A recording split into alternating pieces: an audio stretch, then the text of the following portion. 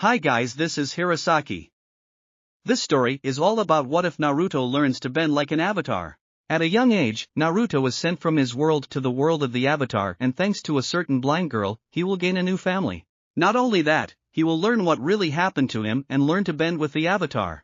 Find out here.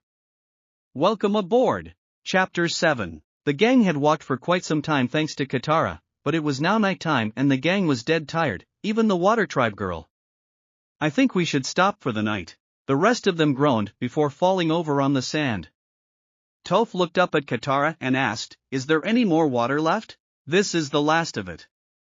Everyone can have a little drink," Katara said as she walked over to them and uncorked her water bag. Bringing the water into the air, they were surprised when Momo went after it and slashed the last of it on the ground. "Momo, no! You've killed us all!" Sokka screamed while clutching his head in panic. "No, hasn't," Katara said as he used her water bending to pull it out of the sand to give it to the others. "Oh, right. Bending, TSK, drugged up drama queen," QB said while heaving a sigh. Katara ignored the fox and turned her attention to her brother again after she gave the water to Toph and Naruto. "Sokka, let me see what you got from the library." "What?" Sokka shouted and he back up from in a panic, the juice still in effect, making him like this. "I didn't steal anything." His gaze went to the bag his was clutching, then to Momo, and he freaked out again. "It was you! You ratted me out." That made Momo hold his face and look like he was crying. "Mine, just when I thought the fool couldn't get any dumber," QB drawled, making Toph and Naruto snicker. "Sokka," Katara said tiredly. "I was there." She then took the bag away from him, making him look stupid. "Well, stupider. It doesn't matter," Aang said bitterly. "None of those will tell us where Appa is." This made Naruto look at his traveling companion with sympathy. Something that Toph could practically feel on the boy. She asked him about that later. "No, but we can find out where Ba Sing Se is," Katara said as he took out a scroll that had the constellations on it. "We can use the stars to guide us, that way we can travel at night when it is cool and rest during the day." She looked back at her group and found them asleep already, and that made her sigh. "Just try to get some sleep, we'll start again in a few hours." An hour later, Katara was asleep as well. Naruto chose this time to see if Aang was asleep. "Aang, you awake?" "Yeah," the avatar said sadly. "I can't sleep." "I figured as much and I should have said something sooner." "What do you mean?" Aang asked. "In my travels, I have been to the oasis before and I know that is a place for mercs and hunters. Those sandbenders are prime example." "So, wait, you have been in the desert before?" "Hell no," Naruto shot back. "I went far as the oasis and then went around. I was not crazy enough to through it." He paused before saying, "While I was there, I always heard the benders blab about getting new stuff and then selling it to someone in Ba Sing Se. So, what I am trying to say is that your best bet in finding Appa is to go where we were going anyway." Aang seemed to think on this for a while before he turned his head to the blonde. "Thanks, Naruto. It is no problem, Aang." "Hey, it sounds like you lost someone too," Aang said, picking on Naruto's tone. "Yeah, a long time ago." "You think you will ever find them?" "No," Naruto said sadly. "While you lost Appa to hunters, I lost part of my family to the Fire Nation, forever." Aang was shocked to hear that.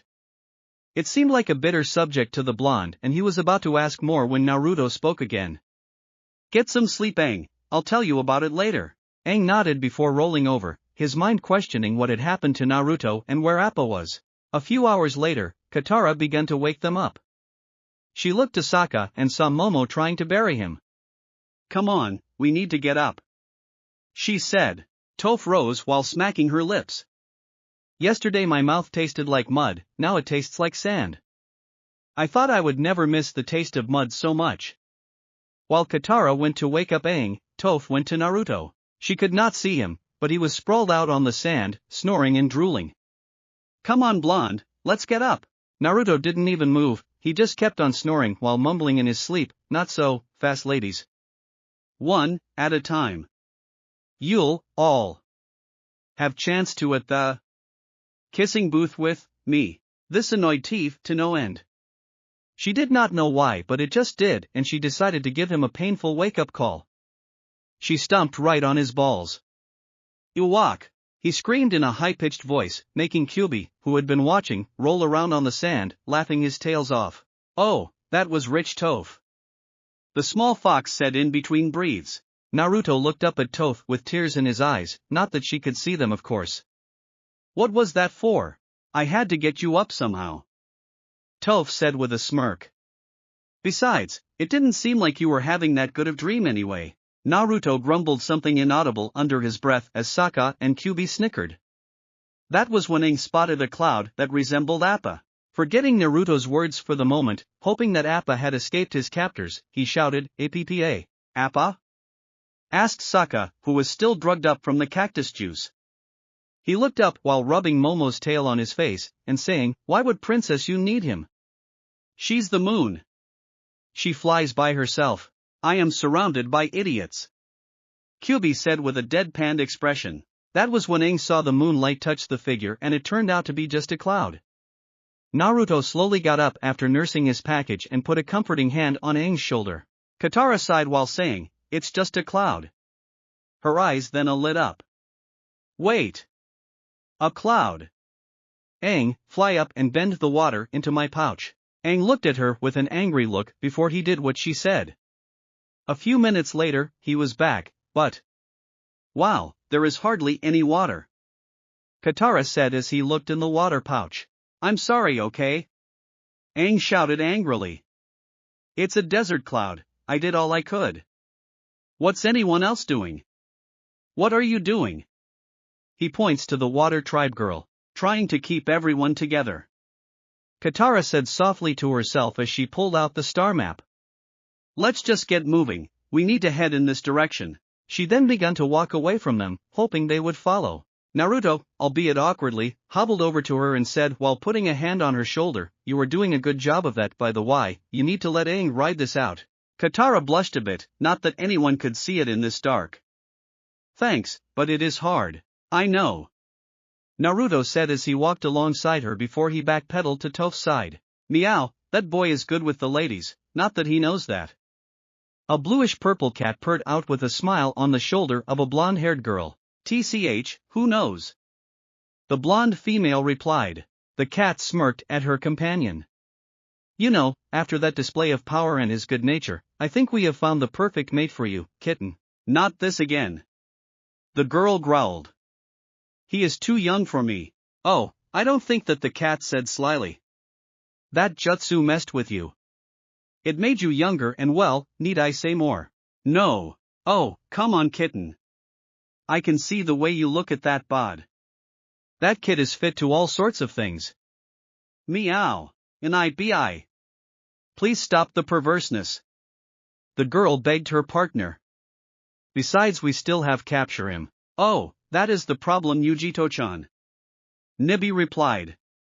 "After that small display of power against the Shikaku, I think we really don't need to capture him." "I am sure you heard that conversation with your enhanced hearing." "Of course. Then I suggest we help him. That ass will not get the last laugh," the cat replied. "Fine, but let's observe for now before we decide to do anything." "Oh? So, you can ogle him some more? And I be. The young cloud ninja shouted with a blush, making the cat laugh. "Hey, you guys hear someone shouting?" Naruto asked as they walked. "No. I didn't OW. Crud!" Toph shouted as she tripped on something. "I am so sick of not feeling where I am going. And what idiot buried a boat in the middle of the desert?" "A boat?" Katara asked, walking up to it. "Believe me, I kicked it hard enough to feel plenty of vibrations." Toph growled out. "Here, let me help with that," Naruto said as he bent down to help Toph. He enveloped his hands in chakra before rubbing her foot, making the pain go away faster. Katara smiled at that before Aang walked up to the boat and used his air bending to blow away the sand, revealing the boat. While Toph got back up, she silently thanks her friend. Katara climbed on top of the boat and said, "It's one those glides the sandbenders use, and look, it's got some sort of compass on it. I bet it could point us out of here." She then tapped it to make sure it was working. Aang, you can bend a breeze so we can sail it. We're going to make it. I don't know about that. QB growled. It seemed that while they all were distracted, Sokka had half buried the fox and Momo. You know, there is a joke in there somewhere about this, I just can't think of it. Naruto said while scratching his head with the fox growled in anger. It was still nighttime and that was okay with the small group. They had a better time traveling anyway and it was nice and cool out, especially traveling at the speeds they were on the sand glider. The needle on this compass doesn't seem to be pointing north according to my charts. Katara voiced her concern. Take it easy little lady. Sokka said, still in his loopy state as he held Momo's tail, who was floating in the air thanks to the speed they were going. I'm sure the sand folks who built this baby know how to get around here. She just glared at her brother until she looked ahead again and saw a large rock-like structure in the distance and the compass was point right to it. That's what the compass is pointing to. That giant rock must be the magnetic center of this desert.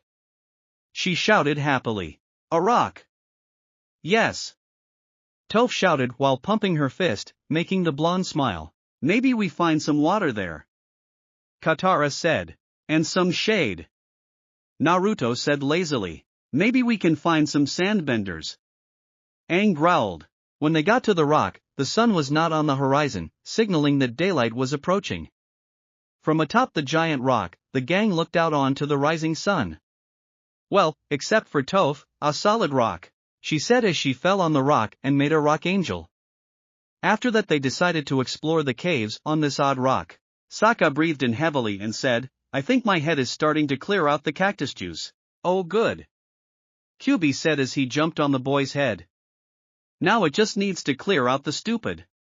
Ha! Why you? Sokka as he about to hit the fox before his eyes cut to the strange honey-like substance on the walls. Oh look! He said as he grabbed some of it and ate it, but it was nasty and tried to spit it out. Ack! Tastes like rotten penguin meat. He then hunched over and said, I feel woozy. You have hallucinating on cactus juice all day and then you just lick something you find stuck to the wall of a cave. Katara screamed at her brother. QB jumped to her shoulder and said, it is like I keep saying, he is an idiot. No, I just have a natural curiosity, Sokka said weakly. You need to learn how to control that. Naruto said while patting him on the back, but it was too hard and the water tribe boy fell face first on the ground, making the fox laugh. Toph spoke up at the point and said, I don't think this is a normal cave, this was carved by something. That made the group quiet down before Aang said, yeah, look at the shape. There is something buzzing in here. Toph said. Something that's coming for us. Naruto quirked an eyebrow before his eyes widened. Buzzing usually meant bees and in this time, animals are usually bigger. Crap. Get out of the cave. Not bothering to question the blonde, they heeded his warning and ran like their lives depended on it. And it was a good thing they did because many huge wasp-like creatures shot out of the cave as soon as they got out. Damn, worse than bees. Giant wasps. Naruto shouted. The blonde lifted a boulder and tried to hit one of them but it quickly moved out of the way, however, it got in the way of one of Aang bending bursts.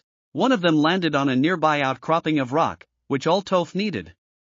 She launched the rock high in the air, knocked the thing away from them. When she blindly tried to do it again, it missed the one Sokka was fighting and landed dangerously close to the water tribe boy. What are you doing? Sokka yelled while throwing his arms in the air. That rock almost crushed me. Sorry, I can't tell where they are in the air. Toph defended herself. Oh, I got this one. Sokka suddenly said before running to the edge and wildly swing his machete at. Nothing. There is nothing there. Katara shouted to her brother. Ha! He said looking around. He didn't see the large one coming at him from behind him until it was too late. However, QB jumped in the way yelling. Someone order an extra crispy bug? The fox then bent some weak fire and burned off its wings, making it crash to the ground. Well, your order is up. Heh, I ordered well done not medium. Naruto shouted as she sent a bolt of lightning at it, sending the thing flying away from them at high speeds while smoking. While that was going, Katara was in trouble. We have to get out of here. I'm completely out of water to bend. Then one of the giant wasps swooped down and captured Momo before carrying him off to the desert. Momo! Aang shouted, I am not losing anyone else out here. He then used his glider to fly off after his little friend. Katara turned to the others and said, come on, we're going down. She then processed to guide them down the rock via a small outcropping path. When some of the wasps came down to them, she ordered Toph to shoot a rock he arms was pointing to. Using the earth to see where, she blindly shot one and hit the beast, bringing it down. Naruto used a combination of earth and lightning to shoot down the ones near him and Sokka. This went on for a few more minutes, and when Naruto saw that Aang almost had his furry friend, he said, alright, enough is enough. Toph, use earth bending to make sure you guys are stuck to the rock. I am ending this. With what? My ionic vortex. So close to us? Katara asked, concerned. Yeah, that is why I asked Toph to plant you guys in the ground. Okay, I'll do it. Toph said as she used her earth bending to bind Sokka and Katara to the ground by their feet. When she was down with herself, she said, okay, we're good. Okay, hold on tight because it is going to be windy. Naruto shouted while Kyuubi held on tight to him. He went through the swirling motion before he threw the energy out into the air, creating another of his lightning tornadoes, which began to suck in all the bugs and a lot of sand. A strand of lightning shot out and hit right underneath the group. That created the perfect image for Toph, and she was impressed by it. Aang, who had gotten Momo back, kept a good distance from the vortex so that they would not get sucked in. When it died down, he saw that all the bugs were now trapped on large amounts of glass. Oh, nice glass work. Very original. Kyuubi said snarky like a rich person would. However, there were still some pouring out of the stone hive, and Naruto growled menacingly before the sand rose up and captured all the creatures, making the gang blink stupidly. Aang then asked, Sandbenders? Or Gaara? Naruto asked. When the dust kicked up by the rising sand cleared, it was revealed that Sandbenders had helped them. Those guys did not look happy. A bearded guy looked at them and asked, what are you doing in our land with a Sandbender sailor? From the looks of it, you stole it from the Humi tribe. We found the sailor abandoned in the desert. Katara quickly said. We're traveling with the Avatar. At this the old leader raised his eyebrows. Our bison was stolen and we have to get to Ba Sing Se. A younger Sandbender scowled and said brashly. However, his voice was very familiar to Toph. You dare accuse our people of theft, while you ride in on a stolen sand sailor. Quite gash win. The old man commanded. No one accused anyone of anything. If what they say is true, we must give them hospitality. Sorry, father. Toph widened her eyes and said, I recognize the son's voice. He's the one who stole Appa. Naruto cut his eyes to Aang, who was already on a hair trigger because of losing Appa, and he could already tell that this was going to end badly. Are you sure? Katara asked the other girl. Yeah, I never forget a voice. Toph replied, and while Naruto inwardly groaned. Yep, the Sandbenders are screwed. You stole Appa. Aang shouted as he pointed his staff at the sun. Where is he? What did you do to him? The sun panicked and said, they're lying. They're the thieves. Are you sure about that? Naruto said with his arms crossed as Aang freaked out and used his wind bending to destroy one of their sand sailors. Aang glared at them and shouted. Where is my bison? You tell me where he is now. Aang then destroyed a few other sailors. I would do as he says. Besides, you screwed yourself by opening your mouth. My friend has excellent hearing and never forgets a voice. Naruto said with a menacing glare at the son and his father. What did you do? The father asked. It wasn't me. The son replied. You said to put a muscle on him. Toph voiced. You muscled Appa. Aang went ballistic as he began to transform into the Avatar state and destroyed some more sailors. I'm sorry. The son begged, I didn't know it belonged to the Avatar. Are you sure about that? Asked Naruto. You didn't seem to care that much when you tried to steal him the first time. What are you talking about? The son fearfully asked. You may have had your face covered, but your chakra signature is the same. Tell me where Appa is. The Avatar demanded. I traded him to some merchants. The son replied fearfully. He's probably in Ba Sing Se by now. They were going to sell him there. Naruto shook his head. He hated it when he was right sometimes. Please, we'll escort you out of the desert. We'll help however we can. time to get out of the way," Naruto said as he and Sokka lead Toph away from the future blast zone. Aang was getting angrier with each word and the wind around him was getting stronger.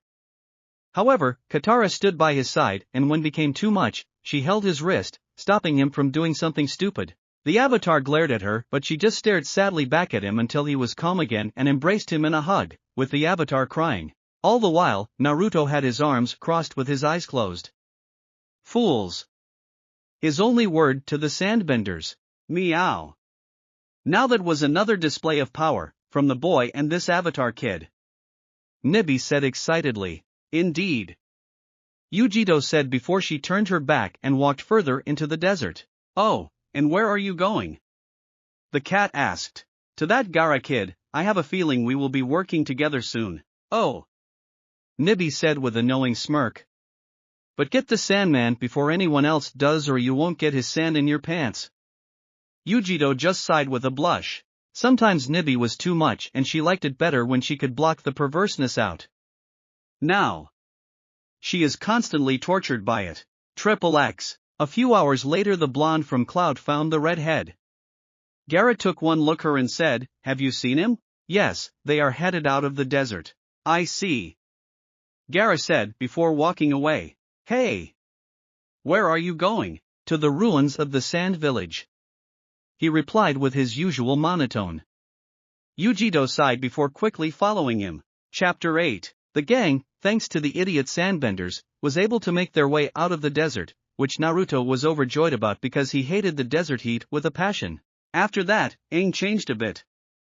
He became cold, fearing what he almost did in the desert. He made himself not feel much of anything and that worried not only Katara, but Naruto as well because he was not sure if he acted like that when he lost that caravan. Also, Naruto had managed to open the final scroll with that small piece of paper and some of his own chakra. He could not believe how easy it was because he had tried a lot of things to try and open the thing.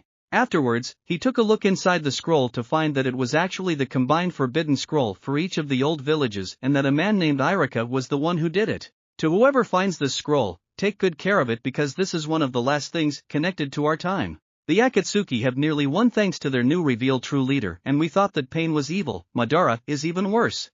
If only that kid was still around, I think we might have had a chance, because I never hated him. Naruto felt sorry for his old village, but what's done is done.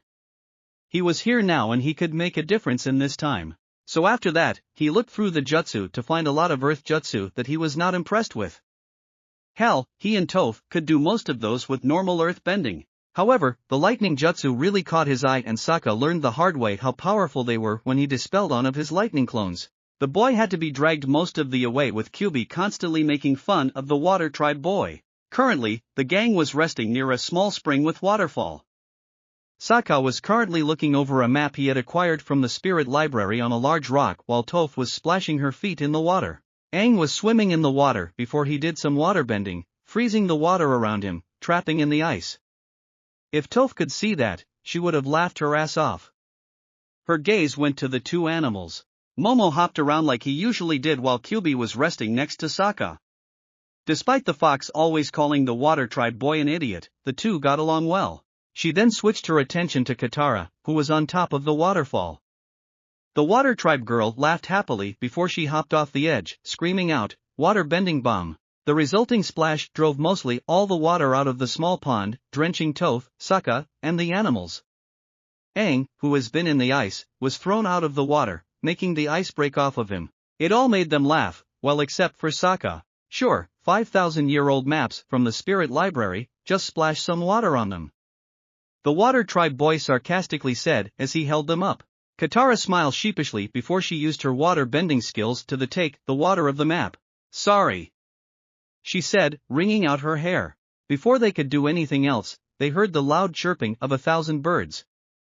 Turning their attention to the fifth human of the group, they saw Toph's oldest friend and crush, Naruto. Surprisingly, Katara also had gained a crush on the boy, but since he was oblivious to it, Aang said nothing because he too liked the water tribe girl. What they saw made their jaws drop, well, except for Toph. The blonde's right hand was covered in violent sparking lightning that was emitting that high-pitched noise. He smirked, sure he liked the attention he was getting, he was happier that he got the thing working. It seemed that while trying to use chakra for it, it was harder to use, so he used lightning bending to do it, and it finally worked after the umpteenth time. He ran forward at high speeds thanks to the effects of the attack and dove into a large boulder, cutting it cleanly in half, before it exploded in his face.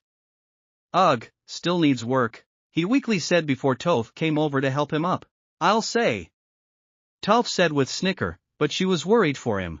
Yeah, but I think I can do it, Naruto said as she helped him over to the others. But you know, this has sparked another attack I could probably try and created. Sokka was chuckling at that because of the explosion. Naruto gained another attack idea. Okay, and what has this idea sparked? Well, I figured that if the ionic energy and lightning can create my ionic vortex and the Kirin, I plan on combing in with chakra. What is that going to do? Asked Aang. Take my Rasengan to the next level, stated the blonde. Getting confused looks, he chuckled. Heh, I guess I have not used that attack around you guys yet. Here, let me show you. He created a small ball of spinning energy that instantly reminded Aang of his air scooter. With one move, he plunged that sphere into a nearby rock, completely destroying it. When he looked back, he saw that they all had gobsmacked expressions. Sokka recovered first and said, "And you want to make that to a new level?" Of course, Naruto said with a smile. If I want to help Aang protect and fight with you guys, I want to get stronger. The gang smiled at that, with girls blushing a bit at the sincerity in his voice. Seeing this, Aang quickly tried to change the subject. So Sokka, did you figure out which route we are going to take? Okay, we just got out of the desert, so we must be around here, Sokka said, pointing to a part of land on the map. We need to go to Ba Sing Se, which is here. It looks like the only passage connecting the south to the north is this sliver of land called the Serpent's Pass. You're sure that's the best way to go? Toph asked with crossed arms. Naruto rolled his eyes. Sokka, I don't think you are ready to go there. It's the only way. I mean, it is not like we have Appa to fly us there, he said nonchalantly. Shush up about Appa, Katara said with a frown. Can't you at least try to be sensitive? They looked to Aang, who just looked at them with a deadpan expression. Katara, it is okay. Naruto inwardly sighed. He knew that Aang was still hurting, but the boy was just hiding behind an emotionless facade. Still, Aang continued, I know I was upset about losing Appa before, but I just want to focus on getting to Ba Sing Se and telling the Earth King about the solar eclipse. Oh, Katara said, a little shocked. Well, okay. I'm glad you are going better. Then to Ba Sing Se we go, no more distractions, Sokka said as he rolled up the map.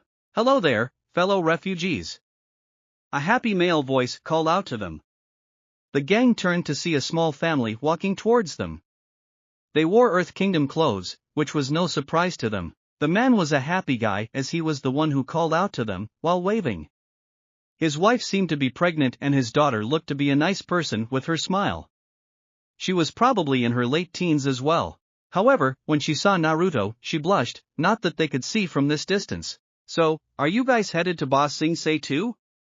Asked Aang. Sure are, the man said before he put a hand on his wife's shoulder. We are trying to get there before my wife Aang has her baby. Great, Katara said. We can travel through the Serpent's Pass together. The Serpent's Pass, Aang said with her whole family having a freaked-out expression. Only the truly desperate take the deadly route. Deadly route, Toph muttered before she punched in the side of the arm, sending him on the ground. Great pick, Sokka. Well, we are desperate, Sokka said as he got back up and rubbed his arms. You should come with us to Full Moon Bay, the man said. Ferries take refugees across the lake. It's the fastest way to Ba Sing Se, and it's hidden, so the Fire Nation can't find it, Aang added. Peaceful ferry ride or deadly pass, Katara said sarcastically while her brother gave her a dirty look. With that, the group made their decision, heading for Full Moon Bay. While on their way, Kyuubi snoozed on Naruto's head as he walked next to Toph and the others. The teen girl that was traveling with the couple made her way next to the blonde. Hi, I am Lin, Tan's sister. Oh, I am Naruto, the blonde said with a smile, making her blush. You know, I thought you were also their kid. Lin laughed, happy that he thought that she was that young. even though she was only a few years older than him. No, I am just his younger sister. Well, it is nice to know he has such a cute sister, Naruto commented with a smile, which made her giggle and blush. The mood for the group changed at that. Tan's eyebrow twitched. He was a brother after all. His wife just laughed. Aang and Sokka shook their heads. They had forgotten that he blonde was flirty, but they did think it was funny. Toph and Katara, however, were not amused. Katara narrowed her eyes and put a frown on her face, not that anyone saw it. Toph growled a bit, scaring Sokka as she too narrowed her eyes. Sokka and Aang looked at each other in worry. Things might turn bad. Lin, however, continued. You know, you didn't seem all that bothered when Aang mentioned that the Serpent's Pass was dangerous. That's because I have been there before, Naruto said. What? Why didn't you say anything? Sokka shouted. You didn't ask, was the simple response that made them all sweat drop. What was it like? Lin asked. Let's just say there is a reason they call it the Serpent's Pass. Once they were there, Naruto noticed that the inside of the cave-like bay was huge and there were a lot of refugees trying to get into Ba Sing Se by way of ferry. I can't believe how many people's lives have been uprooted by the Fire Nation, Katara said in awe. We are all looking for a better life, safe behind the walls of Ba Sing Se, Tan replied as they watched one of the boats take off. Iroh was on the boat with Prince Zuko.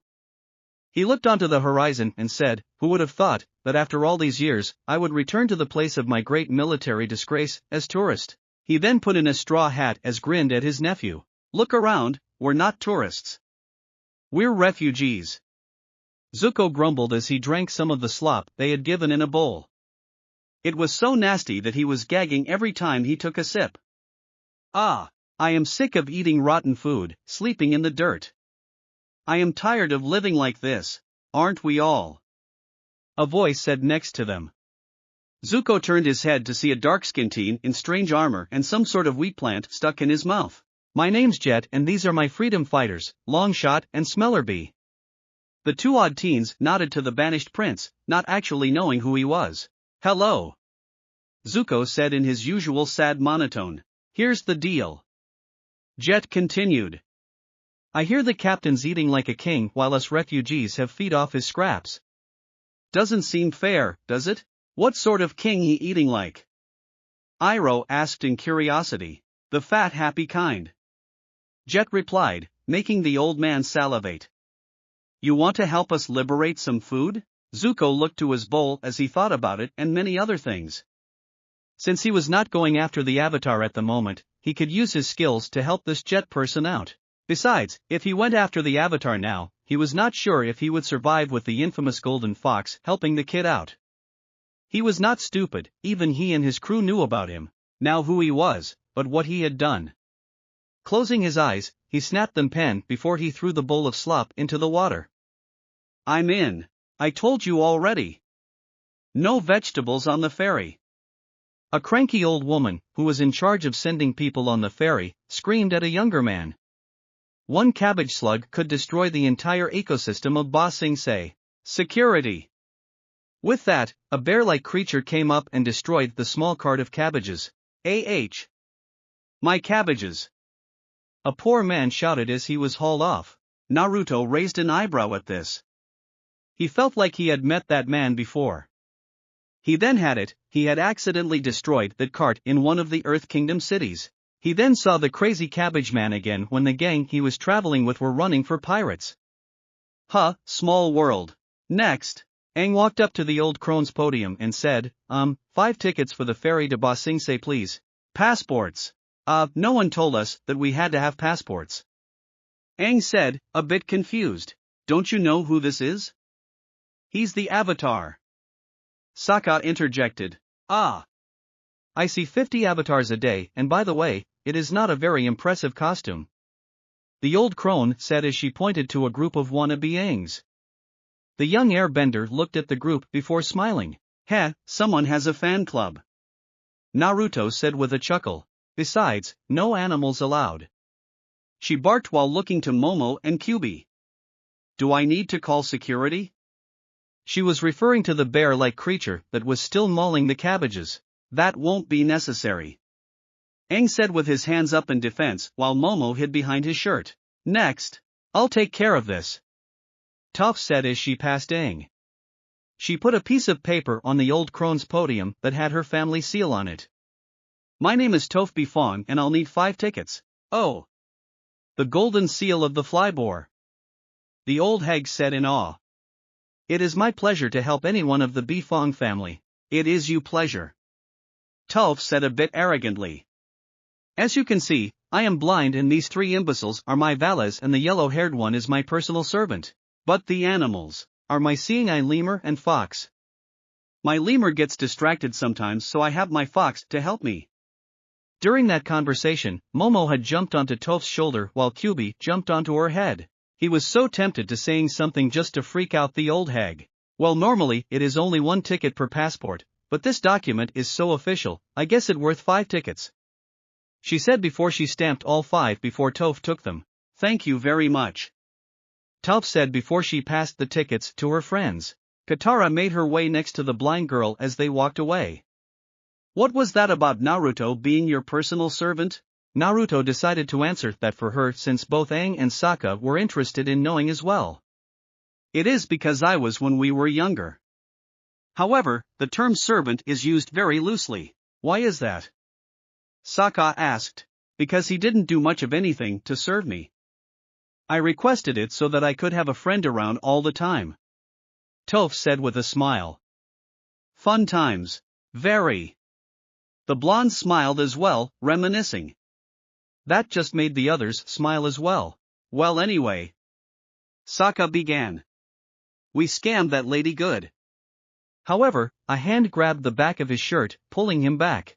Tickets and passports please, a serious-looking girl asked with her hand out waiting for the set items. She was dressed in a sort of guard-like costume. Is there a problem? Sokka asked, hoping there wasn't. Yeah.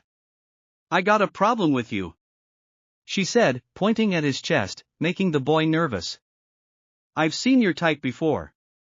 Probably sarcastic, think you hilarious, and let me guess, you're traveling with that avatar. Do I know you? Sokka asked. You don't remember? Maybe you remember this, the girl said before she kissed him on the cheek. The Water Tribe boy instantly remembered. Suki. He cheered as he hugged the girl.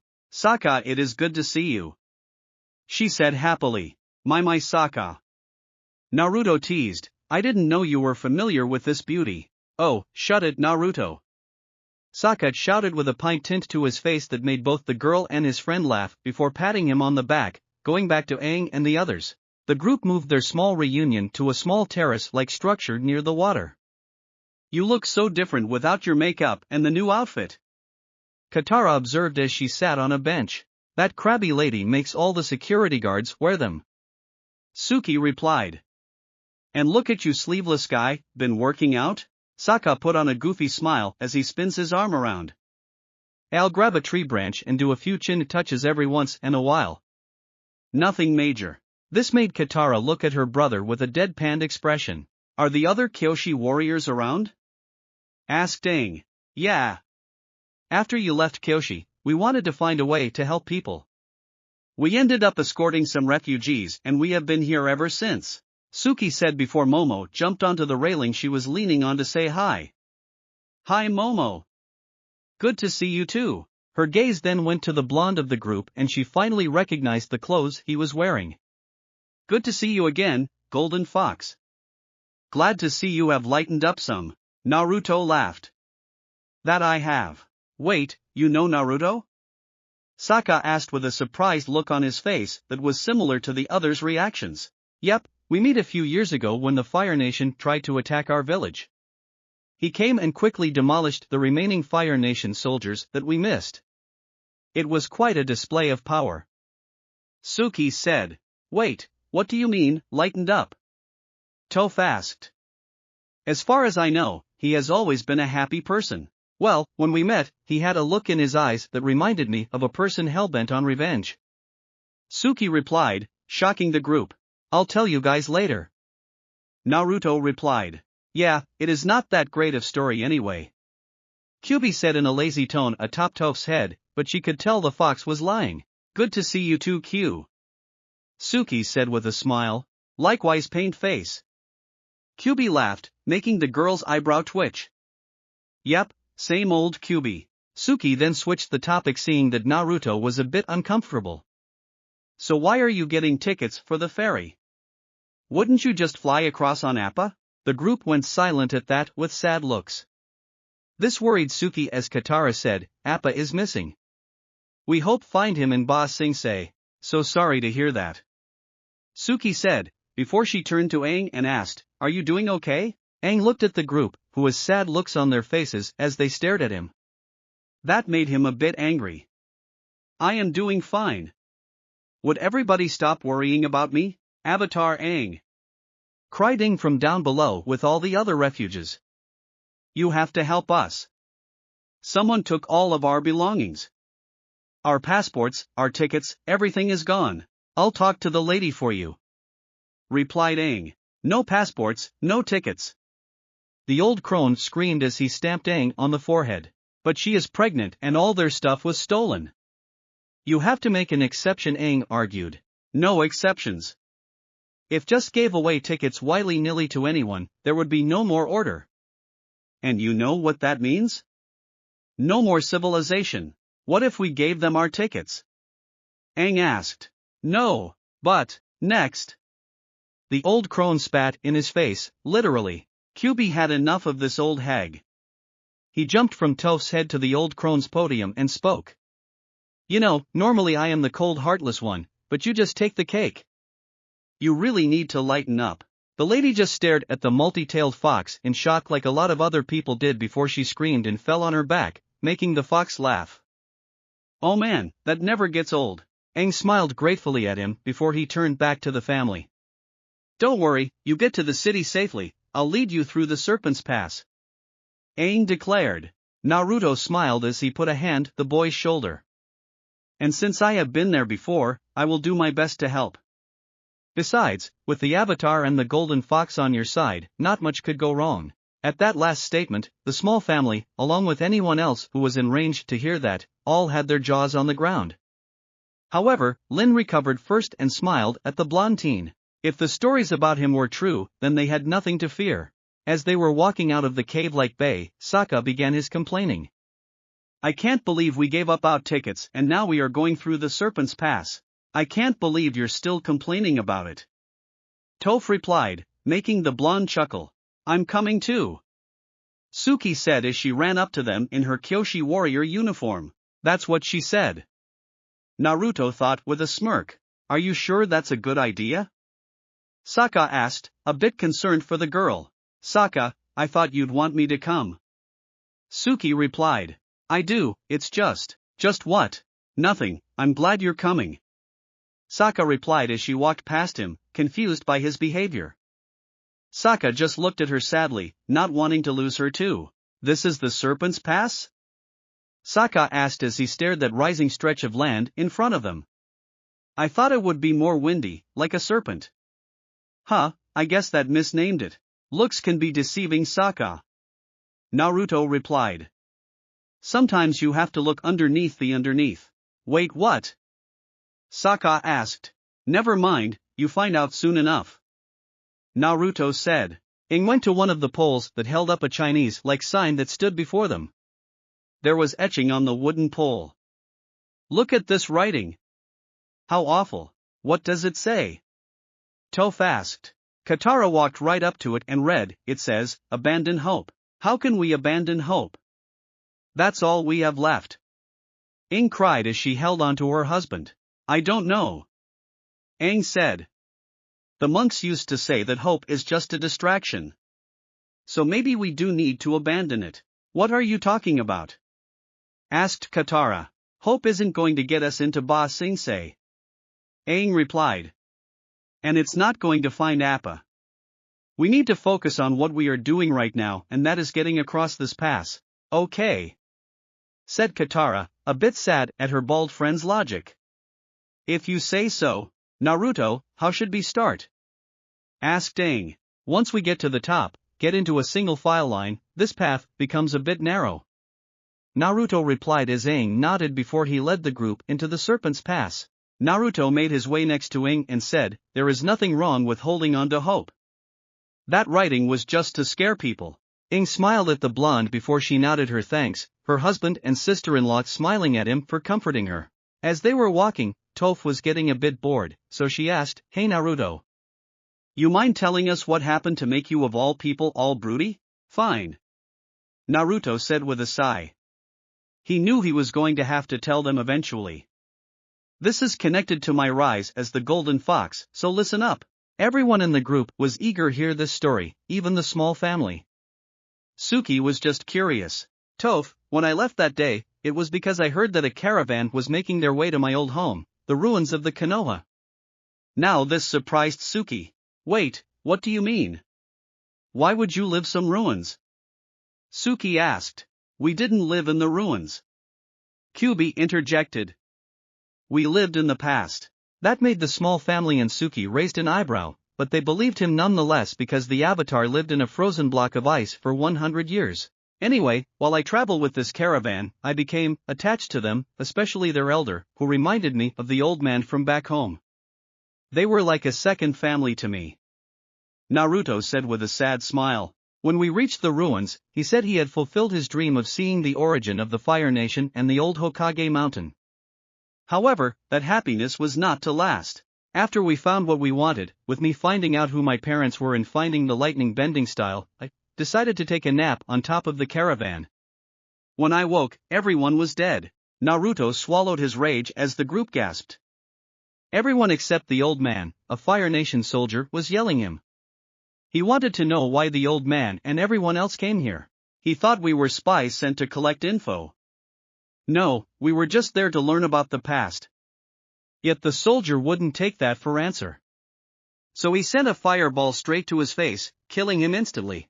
Toph heard the rage and hurt in his voice, so backed up to him and held on to his wrist since it was clenched into a fist. She didn't see the blood. "I couldn't take it, I snapped and killed those murders with lethal earth bending." Naruto spat. He was still sore about it all, even today. "When I go to their leader, the one who killed the old man, we fought and I was knocked out. He left a scar on me that day, both mental and physical. Kyubi made to get to me after that and we left our mark by transforming into the Golden Fox." "Wait, you transform?" Suki asked. "Yes, Kyubi and I combine," Naruto said. "I am not going to transform now because it will cause too much attention. Now, when we combine, so does our bending and we create magma and encased that bastard." They all stared at the blonde in shock. The boy they were traveling with was indeed powerful. Naruto cut his eyes to Aang and saw that was shaking. "Aang, I am sorry you had to heard about the killing. I figure the monks taught you not to kill." "Yes. Killing is wrong," Aang said. "And I agree with you," Naruto said. "I don't expect you to forgive me either. There is not a day that goes by that I regret killing those men, even though they deserved it." Aang sighed. "I'll forgive you, but please, don't kill any more people while you are with us." "I promise," Naruto said. Toph smiled as his hands slid down to hold hands with him, ignoring the blood.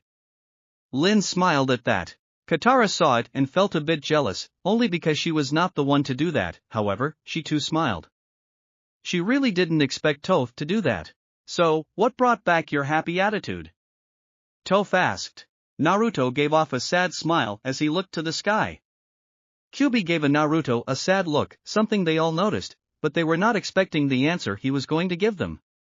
"The circus." "The circus?" they all asked with a large sweat drop. "Yeah, but that did bring out my flirtatious personality that you all know me by now," he said, further confusing them. A little while later, they finally got over their shock and confusion to speak normally again. Katara really wondered how a circus could help the blonde get over his grief. "So Toph, you and Naruto never picked a mini vacation. Is there any place you want to go to next time we do those again?" Toph chuckled nervously. "Well, I don't think I want to go to the circus. If I can't see Aang when he fights, I really don't think I'll enjoy it when people flip in the air where I can't see them. So right now, I am not sure." Naruto chuckled at that. "I really don't know either." So anywhere but the circus, he said, confusing them even more. Kyubi, who was on Sokka's head, sighed. Poor kid. Both Aang and Sokka heard this but were completely confused. While they were walking, they saw a Fire Nation ship in the water below them. Suki decided to inform them about it. The Fire Nation controls the Western Lake. Rumor has it that they're working on something big and they don't want anyone to find out what it is. Aang just stared at the ship before moving on the path. Naruto rose an eyebrow and said, "That is never a good sign." A few minutes later, the ground underneath Tan gave away and he almost fell to his death, but thanks to Toph's quick thinking, she used earth bending to save him before flipping him back to the others. "I am okay," Tan said happily. However, the rocks that gave away plunged into the water below and alerted that Fire Nation boat that was nearby. Sokka narrowed his eyes at it before he yelled, "They spotted us! Let's go! Let's go!" Aang used air bending to jump off the cliff as the boat launched a fireball. He used air bending blow away the fiery projectile. However, they launched two more, with one hitting right above Suki. Boulders began to fall on top of her but Sokka pushed her out of the way, but they never got to him because Toph used earth bending to create a ramp, letting them harmlessly fall to the waters below. Are you okay?" Sokka asked, very concerned for the girl. "You have to be more careful. Come on." They then ran to a curve in the pass, completely hidden. "Thanks for saving my life, Toph." "Hey, no problem, Sokka." Toph grumbled. Naruto put a hand on the girl's shoulder and said, "You did good. Thanks." The Earth Girl said grateful with a small blush. Naruto then cut his eyes to the boat which launched another rock at them. As if that worked, because only one hit near them last time, however this one was coming right to them. Naruto narrowed his eyes before he sent off a bolt of lightning to completely destroy the fiery projectile. If it shocked the firebenders on the boat, the duo didn't see it because they quickly got out of there. If they had stayed a bit longer, they would have noticed the sea suddenly swallow up the boat and a teen in green clothing looking at where they were. It was now almost nighttime and they still had quite a way to go, so Naruto told them it was time to rest, which they all seemed happy about as they found a small clearing and made a campfire. While Tan was rubbing the feet of his pregnant wife and Lin was sleeping, Sokka was doting over Suki, annoying the girl. "Suki! You shouldn't sleep there. This ledge could give away at any moment, you should sleep over here," he said, referring the edge. So, he took her sleeping bag and put it next to his. "Sokka, I am fine. Stop worrying, you're right. You're perfectly capable taking care of yourself." However, when she stepped onto her sleeping bag, he jumped in front of her. "Wait." He paused, "Oh never mind, I thought I saw a spider." "You're fine." Suki just gave him a deadpan look. Katara walked up to a ridge to see Aang staring impassively at the setting sun. "You know, it's okay to miss Appa." When he didn't respond, she continued, "What's going on with you? In the desert all you cared about was finding Appa and now it's like you don't care about him at all. You saw what I did out there. I was so angry about losing Appa that I couldn't control myself, I hated feeling like that," he said. "But no, you are not letting yourself feel anything," Katara said. "I know it sometimes hurts more to hope and it hurts more to care. But you have to promise me you won't stop caring," she said with a smile. "And besides, you have not found your circus yet." Aang looked at her sadly. He was hurting because of Appa, but Naruto went through something similar, but he was not ready just yet. Katara smiled as she held out her arms. "Come on, you need a hug." Aang turned to her before he bowed to her. "Thank you for your concern, Katara," he said before walking, making Katara just stare at the boy with a sad look. Sokka stared at the moon above him. He would do this every night, not forgiving himself for letting Princess Yu die and become the new moon spirit. He didn't notice that Naruto and Kyubi were above him on a half-circle outcropping. "It's a beautiful moon," Suki said as she walked up next to him. "Yeah, it really is," he said sadly. Suki sat down next to him and said, "Look, I know you are just trying to help, but I can take care of myself." "I know you can. Then why are you acting too overprotective?" Suki asked. "It's so hard to lose someone you care about," Sokka replied as he switched his gaze back to the moon. "Something happened at the North Pole and I couldn't protect someone. I don't want anything like that to happen again. I lost someone I cared about. He didn't die, he just went away. I only had a few days to get to know him, but he was smart and brave and funny," she said. Sokka's eyebrow rose, thinking it could be Naruto. "Who is this guy?" he said, standing up. "Is he taller than me?" "No, he's about your height," Suki said with a smirk and a shrug. "Is he better looking?" "It is, you stupid." Suki laughed. "Oh," Sokka said with a smile. "Oh, thank God it is not Naruto, he has enough girls chasing after him." The two looked at each other before their face slowly came together in a kiss, but he pulled away at the last second. "I can't. I'm sorry," Suki said, feeling embarrassed. "No, you shouldn't be," Sokka said sadly before he walked away, leaving Suki there. Naruto sighed. "So I guess the story I heard about the North Pole is true, but he should not beat himself up about it," he thought before jumping away to his sleeping spot to go and stare at the stars. Kyubi, however, stayed because it seemed that someone else was coming. Toph walked up to Suki, who was surprised to see the young girl, and sat down. "Suki, can I ask you something?" "Sure, what is it?" the warrior asked. Don't tell anyone we had this conversation, you either Q." The fox jumped down from his position onto Toph's head. "You got it, kid. You have my word," Suki said with a smile. Do you think I am an attractive person?" the young girl asked hesitantly. I think you might be asking the wrong person," Suki joked. "But I do. You are a beautiful young girl. Don't think otherwise." "Yeah, for a human you are pretty cute," the fox replied. "Why do you ask, Toph?" Suki asked. "Well, I like Naruto, but he doesn't seem interested in me," Toph said sadly. "I have known him since we were kids and well, you have feelings for him," Suki deduced, making the blind girl nod. "You've been with him all this time, does he feel the same way?" Toph asked the fox hopefully. The fox sighed, he knew this question was going to pop up sometime. "More than you know." This made the girl widen her eyes and smile. "But he doesn't feel that he is worthy for you." "What do you mean?" "You are born from a rich family and he is an orphan boy from the past," Kyubi explained.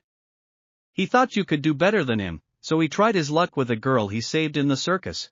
He became a very flirtatious person because of her, but after a few weeks, he still could not help but think of you. He feared that he would never be able to see you again and keep his promise." By this time, Toph actually had tears in her eyes. The blonde cared for her a lot but didn't think he was worthy. Even though he dated another girl at one point, she didn't care. He will always be worthy. Sure, she didn't know what he looked like, but she didn't care. So, one day, he made some bullshit excuse saying that his cover had been blown. "Oh, and by the way, we were in the edge of the Fire Nation. So, he thought if he went deeper, he would never be able to see you again if he got killed. Anyway, we fired the edge of Fire Nation and made our way back to the Earth Kingdom, but the excuse turned to truth, because someone spotted the golden fox that day," Kyubi said with a sigh. "He still beats himself up about that as well. He really is a good person," Suki said with a smile. "Yeah, he is," Toph said softly before he walked off to where Naruto was. Kyubi raised an eyebrow before he turned to Suki and said, "Well, good night." He quickly made his way over to Katara to see that she was a bit down. "Hey, you okay?" "Yeah, just a bit down, that I could not help aing. It is like he also pushing us away," the Water Tribe girl said. "I am sure he will be fine, he just needs to find his circus," the fox replied, which got a smile from the girl. "Yeah, thanks," Katara said before he grabbed the fox and hugged him. "Come on Q, you can sleep with me tonight." She then laid down while hugging the small fox to herself. She never saw the shit-eating grin he was giving off. Suki saw this before rolling her eyes and going off to sleep. Perverted fox. Toph walked up to her blonde crush to him lying on the ground, looking up, probably at the stars. "Hey Naruto, you mind if I sleep with you tonight?" "Not at all, it would be just like old times," Naruto said with a smile as she laid down next to him, while he put an arm around her. After a bit of silence he said, "It won't be long now." "What won't be long?" asked Toph, a bit confused. "Until I come through on my promise," Naruto said with pride. Toph was shocked, Kyubi was right. She brought an arm around him, to embrace him as they slept. She let a few tears fall from her eyes. The blonde had such a good heart that he remembered her wish from when they were younger, to be able to see him. Chapter 9. The next day, the group continued their trek across the Serpent's Pass.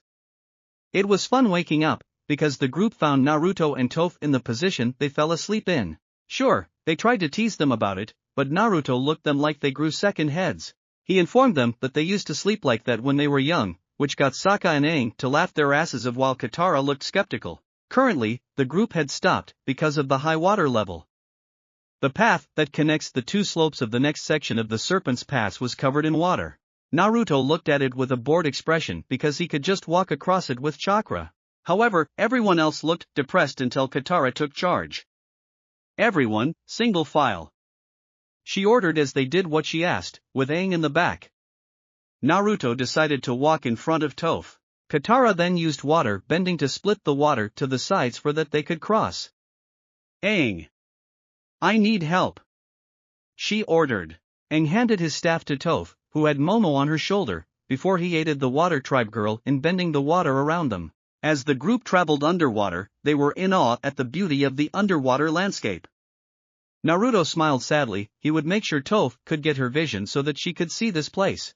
Kyuubi, who was on Naruto's head, glanced around and saw all the fish swimming around. I am so hungry now, he said with a bored expression. However, he knew not to go outside the bubble they were in because there were always bigger fish.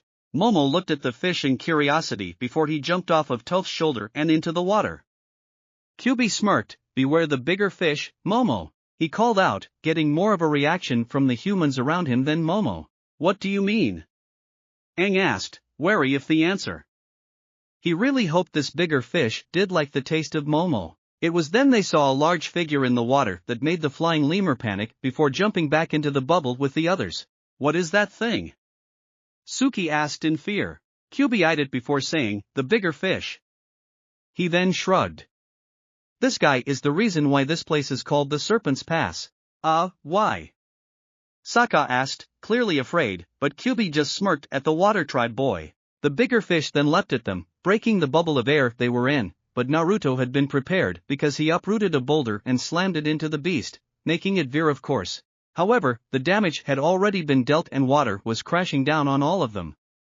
Naruto nodded to Toph and they rose the piece of land they were on to above the water some. They watched the water in fear as whatever it was that attacked them was now circling them before rising out of the water to reveal a large green serpent. Sokka pointed at it in shock before he yelled, I think I just figured out why they call it the Serpent's Pass. Oh, now he gets it, Kyuubi said while leaning on his paw as he rolled his eyes. Naruto smirked and said, yeah, he is kind of slow, but it is me, or has this guy grown in size? How should I know? I am in this perpetual small size, so everything looks bigger, Kyuubi commented. It roared loudly at the group, making Sokka look to Suki and said, Suki, you know about giant monsters, make it go away. She glared at him before pointing at him angrily, just because I live near the Anagi doesn't mean I am an expert. Thinking quickly, Sokka quickly grabbed Momo and Kyuubi and yelled, oh great and powerful sea serpent, please accept these humble and tasty offerings, thank you. Sokka. Katara chided her brother before Kyuubi whipped him in the face with his tails. Next time, offer yourself you idiot, the fox shouted. The sea serpent didn't care about the conversation going because roared again before lunging at them. However, Aang used airbending to push it back. I'll distract it. Katara, get everyone cross, he said before flying off, the sea serpent following him. Katara didn't need to be told twice, so she used her water bending skills to create a bridge made of ice. Once that was done, she veered off to go and help Aang with the sea serpent. As they were running, Naruto noticed that Toph had not moved. Toph, come on, it is just ice. Toph put a foot down on the ice and when she saw nothing, she hesitated and said, actually, I am going to stay on my little island where I can see. However, sea serpent that had been fighting Aang and Katara had its tail land right behind her, pushing the blind girl onto the ice. Okay, I'm coming. As Toph itched her way over to the shore, Sokka yelled, you're doing great. Just follow the sound of my voice. It is hard to ignore. Toph mumbled aloud. Ha! She got you there. Kyuubi laughed, making Sokka pout. Toph, you can do it. I believe in you. Just take your time. Naruto said softly, which the girl heard before smiling at her crush. You're almost there. Sakai yelled before the tail came back and crashed down on the ice this time, making Toph fall into the water. Help! I can't swim. Toph cried. No! I am coming, Toph. Naruto said in a panic.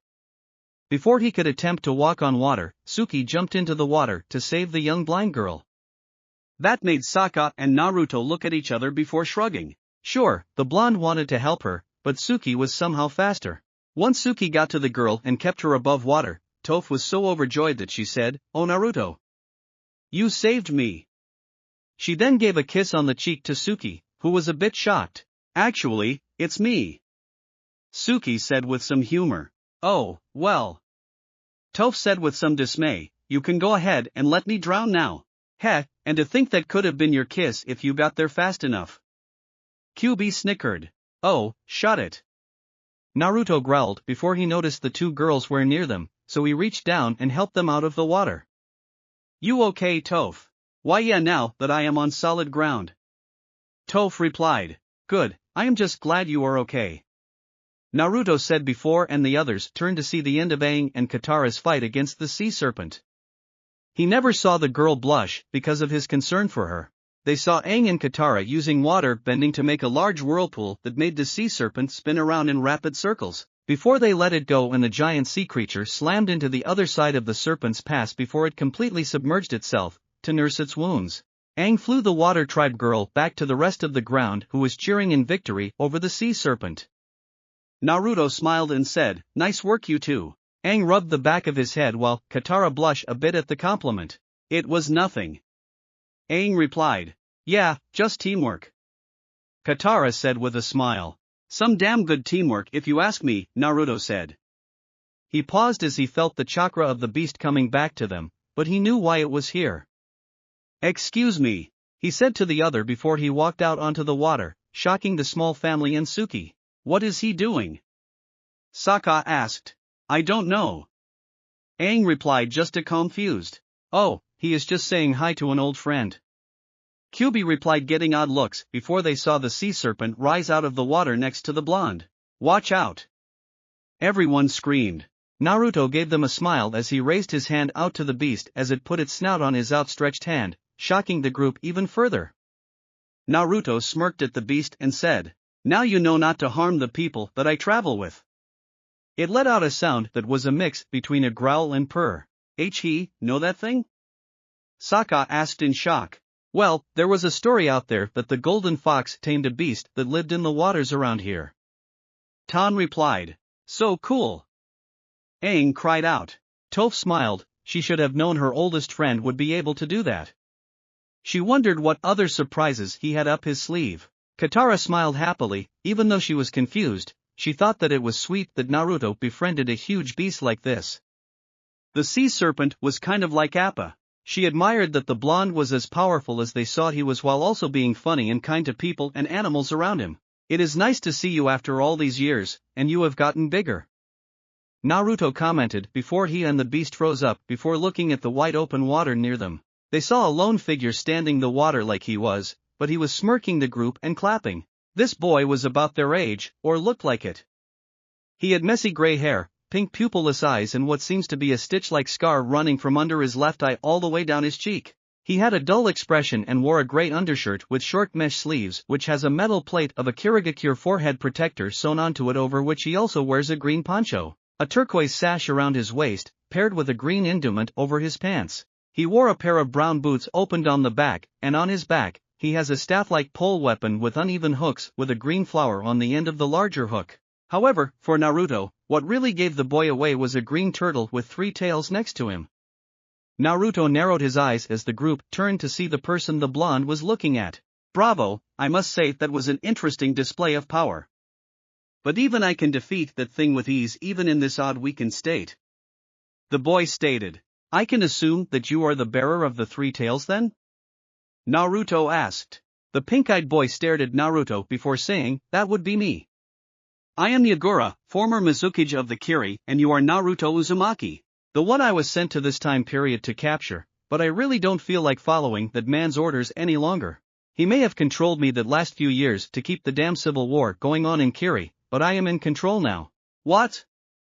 You mean the ring-eyed man? Pain? No. I mean an old Uchiha, Madara Uchiha to be exact.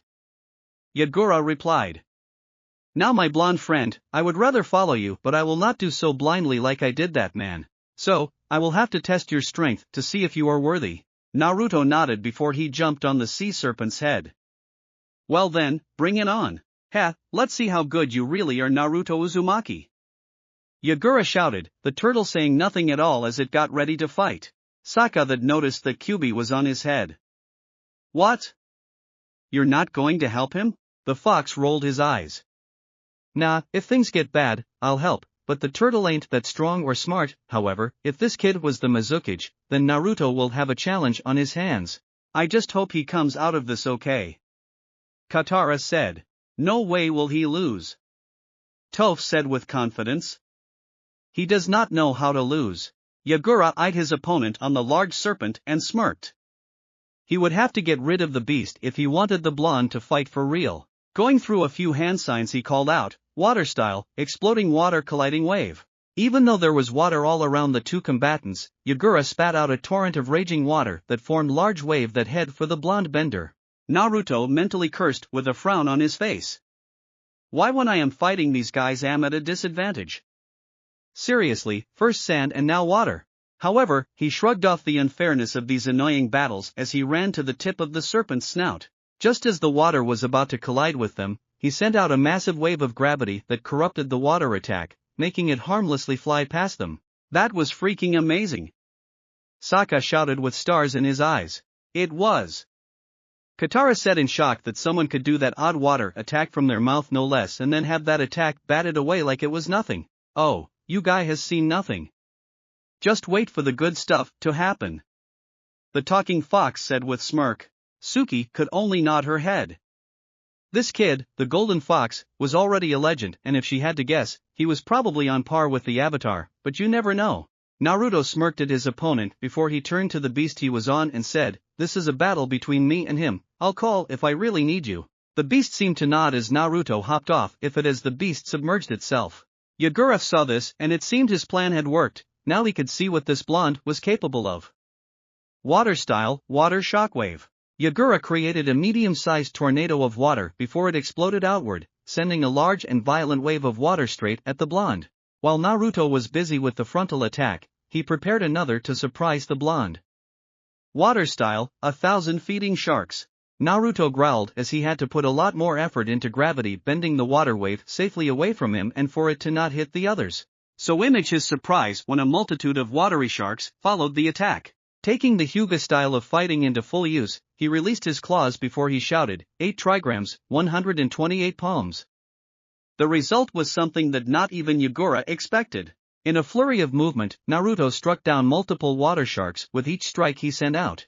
With the way he was moving, they thought he was using a clone jutsu to move so fast, but it was all him, and with the Hyuga's lightning bending style, it made the attack all the more deadly as all the sharks were dispersed in the rapid lightning show. At the last strike, Naruto sent a bolt of lightning that went through those last few sharks and kept on traveling towards Yagura. If Naruto had bothered to look behind him, he would have seen that some of the water had turned to ice. However, despite his shock at the power the blonde has just displayed, the former Mizukage erected a wall of water just in time, but it was not enough because that exploded right in his face. He sunk in the water some, but quickly regained his senses and righted himself. If he had done so sooner, he would have seen Naruto disappear from sight. The blonde blasted across the water like a speeding car. When he reached the former Jinchuriki of the three tails, he slashed across his chest with his electrified claw, stunning the gray-haired boy for just enough time for Naruto to leave a present in the form of small balls of lightning around his person. It was then that Yagura noticed Naruto's new position and the small balls of lightning floating above the water around him. He rose an eyebrow and asked, I think you missed. Naruto smirked. No, not really, I am just trying something new. He then snapped his fingers and the small balls exploded in a flurry of lightning that completely electrocuted that boy. Damn, that time really has dulled my senses. Yagura growled to himself as pain shot through body. I will not lose, damn it. The boy shouted as he suddenly stood and making the lightning arcing across his body to stop. Water style, tornado of water. He shouted angrily as he slammed his fists down into the water. The result was the water level to go down as a large tornado made of violent rotating water to rise high above the Serpent's Pass, making all those away from the pass wonder what hell was going on. However, they would not dare look because of fear. Naruto looked at the tornado in shock before switching his gaze to Yagura, who looked to be very tired from overloading the attack with his remaining chakra. If he was lucky, he could end this now. Getting into another Hyuga stance, he shouted, lightning rotation. Right as the tornado of water reached him. However, since he was rotating in the opposite direction, the attacks were starting to lose control, so he uses a mixture of chakra and gravity bending to keep it all together and compress it. The result made all the water and lightning to form just above his palm. Yagura was shell-shocked at this, and he was actually afraid. The blonde was way stronger and creative than he gave him credit for. This is impossible. Nah, not really, Naruto commented with a smirk but grimaced because he was starting to lose control over all this power. So he speed to Yagura and shouted, 8 trigrams, lightning mountain crusher. That attack hit and exploded in the former Mizuki's face, violently electrocuting him and making his skip back across the water, where he lay there lifelessly before the turtle swim next to the boy. I will give you one last chance to beat him, I have enough chakra for that. It would have been better if we did this at the beginning of the fight. It said before it fused with the boy before they grew into a much larger version of the turtle. Okay, this is getting old. Naruto commented with a deadpanned expression. The giant turtle, with the dual voices of Yagura and the turtle, screamed out, full power water style, 3-tailed giant turtle water balls. 4 large balls of water rose up out of the water before that shot off spiraling towards the blonde. Naruto cursed, but then smirked. Since he could not avoid the attack above water, he cut the flow of chakra to his feet and submerged himself, letting the attack fly harmlessly above him. Jumping back out of the water, he saw the form of Yagura with reptilian-like green eyes staring at him shock. Naruto finally took a look at where he fought the sharks and saw the ice. Supercharging the water made it ice? Cool. He thought before he slammed his fist into the water, sending a massive amount of lightning through the water towards Yagura, who had an oh shit look. The water instantly froze while also jutting out large spikes. When it finally reached the gray-haired boy, it rose the water up, trapping the boy in a tower of spiky ice. Oh crap! That fight is freaking insane. Sokka shouted with his hand on his head. Told ya. Kyuubi replied, but if I know Naruto, he will end it with a bang. He created ice by electrocuting the water. Katara finally got out in shock. I know. Awesome, right? Aang said with excitement. You bet. Katara said happily. This battle is like a battle between titans. Suki shouted. I know what you mean, I am really getting into it. Tan shouted with stars in his eyes. Kyuubi was right, Naruto formed a Rasengan in his right hand before he shot through the ice before jumping with a large shadow behind him. Serpent's Rasengan, he shouted, before thrusting the ball of energy into the ice where the frozen Yagura was and into his stomach. However, that was not the end. The sea serpent from before let out a deafening roar that brought more force to the attack before something odd happened. Chakra leaked from the beast that reacted with Naruto's and it created said serpent in chakra form. Yagura then shot off into the pass ahead of the group, with the chakra form following boy as they crashed. In an instant, Naruto was at above the barely conscious boy. Damn, that was intense. He said. Why you are right. Yagura replied with heavy breaths. Why you have earned my respect, Naruto Uzumaki. I shall follow you. That's nice. Said a female voice. Naruto turned to see Yujito and Gaara behind him with their tailed beasts. We need another to find the rest of us. We have decided to form a merc group with Naruto as our leader. Sounds good to me, Naruto said a little weakly, the adrenaline finally dissipating and exhaustion setting in. It is indeed a good choice. The turtle spoke, traveling around this place will help you learn more, and with the Uzumaki traveling to this Ba Sing southeast place, that could be our base for the time being. Yagura stared at his reptilian friend, who had left his body during the final attack, before he nodded. I see. I will do it. Good. Came the monotone of Gaara with his arms crossed. Yeah, with the 3 of us, we could find the others in no time. Yujito replied with a smile. Yeah, and traveling with 2 guys has nothing to do with it. teased Nibby, making the girl blush. Wait, so you guys are on our side? Sokka finally voiced. Indeed. We serve Naruto because he is the strongest amongst us, but we do have to check in with Pain every now and then. Yagura replied as he weakly got up. In a way, we are double agents for Naruto. Wow. Aang said. That is useful. Yep. Naruto said with a smile. Yagura, you should rest before heading out. Yagura smiled weakly before sitting back down. Thank you, it is no problem.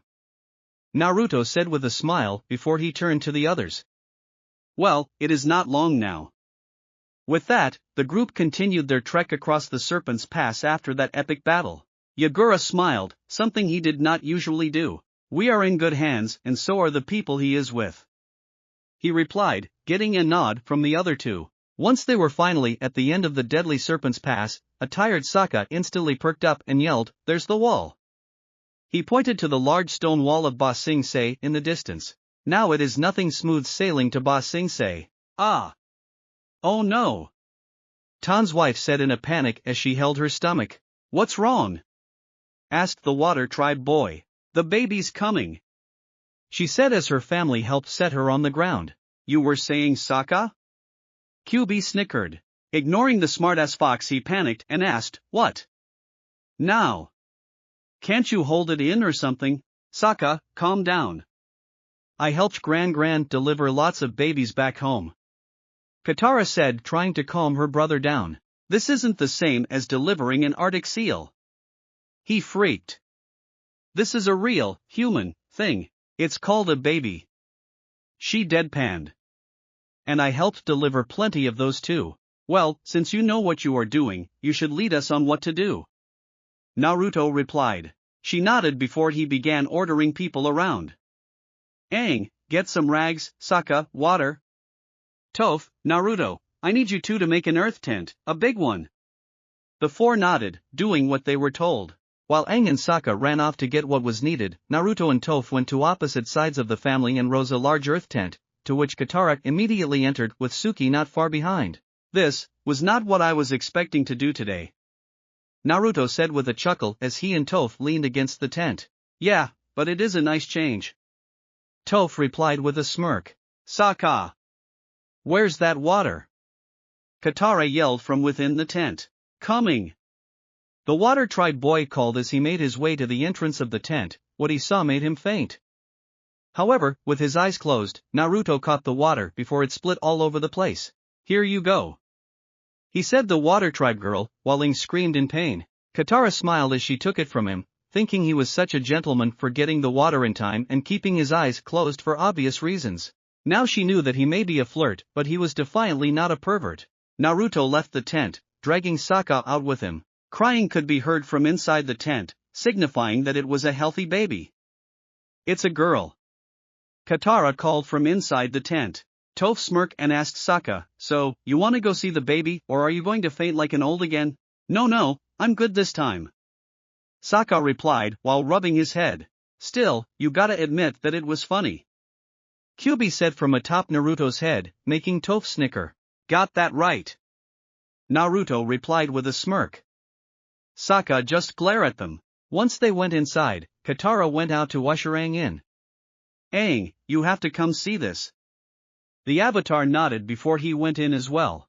See, sounds healthy, Toph stated happily. She's beautiful, Katara said. Yeah, she'll be a knockout when she's older, so look out, Dad, Naruto joked around, making the man glare at him before laughing. She's so squishy looking, Sokka observed. Duh, it is a newborn human, what did you expect? Deadpanned QB. Just looking at the baby made everyone smile in happiness, including Aang, who was touched by the scene. It didn't register to the two earthbenders, but their hand joined as they stared the new baby with smiles. What should we call her? Tan asked his wife. I want our daughter's name to be unique, I want it to mean something, Aang replied softly. Tears welled up in Aang's eyes before he wiped them away and said, I've been going through a really hard time lately, but you've made me hopefully again. Naruto snapped his fingers, who did not notice he had been holding hands with Toph, but she did, that's it. In a place where all hope is lost, in the place known as the Serpent Pass, you held on it for your child. Hope, she was your hope. The couple blinked as they looked at each other before smiling. I know what I want to call our baby now, Hope. Aang said. That's a wonderful name, Hope. Tan replied happily while Aang looked at Katara in thanks for telling to see this. Tan looked to both Naruto and Aang. I want to thank you too for the wonderful idea. It was my honor to travel with the Avatar and the Golden Fox and for you two to be there when our daughter was born. Hey, it is no problem. Naruto replied with a smile. I was just happy to help. Aang nodded before they walked out of the tent to give the small family some time alone together. Aang and Katara were by a nearby tree, speaking to one another. I thought I was trying to be strong. Aang said, but really I was just running away from my feelings. Seeing this family together with so much happiness and love along with Naruto's words reminded me how much I feel about Appa and how I feel about you. Katara let a few tears fall at his word before they embrace in a heartfelt hug. Even though she was still confused in her feeling for Aang and Naruto, she would still help friends out. I promise I'll find Appa as soon as I can, I just really need to do this. Aang said as the others came over to him. See you in the big city. Sokka replied as he put a hand on the airbender's shoulder. Say aye to that big fuzzball for me. Toph said as he punches Aang in the shoulder. Same for me. Naruto said with a smirk. Oh, and tell Appa that I not just small, I am fun size. Kyuubi ordered with a smirk, which got the group laughing. You'll find him, Aang. Katara said with a smile. I know, thank you Katara. Aang replied before taking off on his glider with Momo not far behind. With Sokka and Suki, who were near a mountainside, they too were speaking on matters of the heart. Sokka, it's really been great to see you again. Whoa, hold on, why does it sound like you are saying goodbye? I came along so I make sure you guys got through the Serpent's Pass safely. She said, but now I need to get back to the other Kyoshi warriors. Sokka looked at her, flabbergasted, so you came along, to protect me? Listen, I am really sorry about last night. We were talking and saying things. I just got carried away and before I knew it Suki said before Sokka captured her in a kiss. You talk too much. He said with a smile before he went back to kissing her. She could not take it anymore. Through her earth vision, Toph heard and saw everything between Sokka and Suki. She stalked right up to Naruto, who was staring at the clouds, before she used earth bending to sink him down ankle deep and then impacting him in the mountainside. What is going on? Naruto asked surprised. Listen up Naruto, Kyuubi told me about your feelings for me Toph stated and Naruto glared at the small fox, who just shrugged with a smirk. I don't care if you think that you are now worthy for me, but I think you are. She said, shocking the boy before she smashed her lips against his. Naruto, when she broke away, got out of his position and said, Are you sure you want this?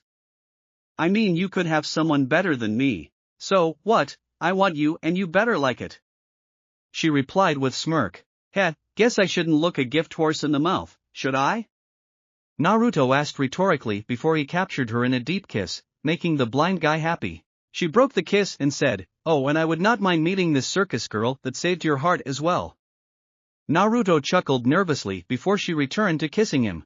A little way away, Katara saw this with a shock before she smirked heavily. This is not over, Toph. Chapter 10. As the group walked, they neared the Great Wall of Ba Sing Se. That is when Naruto felt Aang's presence and said, Okay, shouldn't he be trying to find Appa? That made the group look up with him, well except for Toph. Aang! What are you doing here? I thought you were looking for Appa. Katara said. I was, but something stopped me. The bald avatar replied in all seriousness. Something big? This I got to see. Naruto said while Kyuubi woke up. Well, if it is big, we could just use our golden fox form and destroy it. I am not sure you guys would be big enough since I have never seen your golden fox form. Aang replied. Oh, this should be good. The fox said. The group made their way to right next to the wall and Aang and Toph were about to raise the group so that they could all go over the wall. Naruto decided that he should do it. Aren't you going to need help? Asked Toph with a bit of concern because she knew that if one tried to do something big on their own, something bad would happen. Nah, I have enough energy to get us up there. Naruto said happily, making the blind girl chuckle a bit. Now just hold on tight. To what? Sokka shouted before Naruto stomped on the ground, making it crack around them. Then, without a lot of movement, he lifted the rock they were on with his upward swing of his fingers. With that, they shot up to the top of the wall. So, what is so big that Appa has to wait? Sokka asked. That. Aang stated as he pointed to a large metal construct that looked like a worm of sorts with small car-like constructs followed it. We made it, is Ba Sing Se, and we are still not safe. No one is. Aang cried as she held her baby. What are you people doing here? Asked a guard. Civilians are not allowed on the wall. Aang looked at the guards with a serious expression. I am the Avatar, take me to whoever is in charge. He ordered. It is an honor to meet you here on the outer water, young Avatar, but your help is not needed. And neither is yours, Golden Fox. The old leader replied with a smile. Not needed? Aang asked. Not needed. The man smiled. I have the situation under control. I assure you the Fire Nation cannot not penetrate this wall. Many have tried to break through, none have succeeded. What about the Dragon of the West? Toph asked, making man's eyes widen. He got in. Well, technically yes, but he was quickly expunged. I swear, the Golden Fox made that same comment the first time he came here. The man ranted, making the blonde chuckle. Nevertheless, that's why city is called Ba Sing Se. It's the impenetrable city. They don't call it Na Sing Se. That means penetrable city. No duh, thanks for that lesson in something we already knew. Deadpanned Kyuubi. Ugh, please just shut up, Kyuubi. The man sighed. Seriously, I don't know how you put up with this old spirit, Naruto. I am used to it.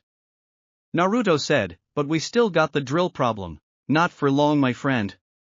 The man said as he looked over the wall to the ground below. To stop it, I have sent an elite platoon of earthbenders called the Terra Team. That's a good group name. Sokka said with a smile. Very catchy. For once, Kyuubi didn't comment. Hey, wait a second. Toph said, so you have been to Ba Sing Se as well? Heh, yeah, but only up to the wall. I didn't feel like going into the city, so I just helped the old guy out by defending the wall from Fire Nation attacks. And he was good at what he did. The old man said as she watches the ground. Sweet. Toph said with a smirk. While that was going on, the others were listening and watching how the earthbenders were doing. It seemed that the Terra Team was doing okay until the gang saw two of the girls that were chasing them before and probably still are. Mai and Ty Lee. In a matter of seconds, the two girls took down the Terra Team like it was nothing, and with Ty Lee take out more than her friend. The old general, looking through his telescope, stared at the scene in horror. We're doomed. But Naruto seemed to be sweating when he saw the girl in pink. It was something that Katara picked up on. Sokka smacked him and said, get a hold of yourself. Yeah. Quit panicking every time something goes wrong. Kyuubi growled. You're right, I am sorry. The man said, maybe you would like the Avatar and the Golden Fox's help now? Toph said with a smirk. The man walked right up to Aang and Naruto and bowed. Yes please, he said weakly. So, the question is, how are we going to stop that thing? Aang asked his friends as they stared at the strange worm-like device that was heading for the wall. As one, they all stared at Sokka, even Kyuubi. Why are you all looking at me? He asked. You're the idea guy. Aang answered. So, I am the only one to ever come up with a plan? Sokka whined. That's a lot of pressure. And also, the complaining guy. Katara teased. That part one don't mind. Sokka said truthfully, but I guess it would be true. Naruto said, I mean I just usually charge in there and destroy everything. No grace at all. Just like a bull in an antique store. Kyuubi commented before they went down to the infirmary of the wall. What is wrong with him? Asked the general of the wall as Katara used her water bending to see what was wrong. He doesn't look injured. His chi is blocked. Katara said, getting the blonde's attention. Who did this to you? The weak man looked at Katara and said, two girls ambushed us, one of them hit me with a couple of quick jabs and suddenly I couldn't earth bend and I could barely move. Then she cartwheeled away. Ty Lee. Katara confirmed. When she said this, QB's sweat dropped and looked to his blonde friend to see that he had a shadow covering his eyes with a oh shit grin on his face. Yeah, someday has some explaining to do. She doesn't look dangerous, but she knows the human body and its weak points. She then sighed. It's like she takes you down from the inside. Oh. Oh. Oh. Sokka said suddenly like a little kid. Yes? Katara asked. What you just said. That's how we are going to take down the drill. That's the same way Ty Lee took down all these big earthbenders. By hitting its pressure points. Toph said happily. My god. Sokka actually used his brain. QB cheered, making them laugh. Yeah, that is a brilliant idea, Sokka. Naruto agreed. Right, we'll take it down from the inside. Aang said with determination. Yeah, but before that, you should help these guys recover faster. QB interjected. How? Asked Katara. The same way I helped Sokka the first time we met. Naruto said. By use of the gentle fist. Oh right. Sokka said, just remembering. Sokka decided to stay behind on this one because he didn't feel like being useless again because of that Ty Lee girl. Seriously, he had only one leg that he could stand on last time. It was better that Naruto go in his place in case they did run into Ty Lee. Right now, they were near a trench getting ready for the assault. Once I whip up some cover, you won't be able to see. So, stay close to me. Toph said as she used earth bending to create a large dust cloud. Hey, look at that dust cloud. Ty Lee said as she looked through her telescope. It's so poofy. She made an exploding gesture with her hand. Poof. Don't worry, princess. The war minister said. I am sure it is nothing. However, Azula eyed the cloud of dust warily. Ty Lee, however, felt that something was up as she felt something. It was the same feeling that she felt when he was with her. The group made their way through the cloud of dust with easy thanks to Toph and Naruto. Soon, however, Toph made a hole in the ground so that they could tunnel their way under it. Everyone into the hole, she said as they all jumped in and it closed up after them. Man! It's so dark down here, I can't even see my paws. QB whined. Oh no! What a nightmare! Toph said sarcastically. That made QB groan. Why do you and Naruto always saw the same damn thing? Because you set yourself up for it. Naruto answered. Who asked you?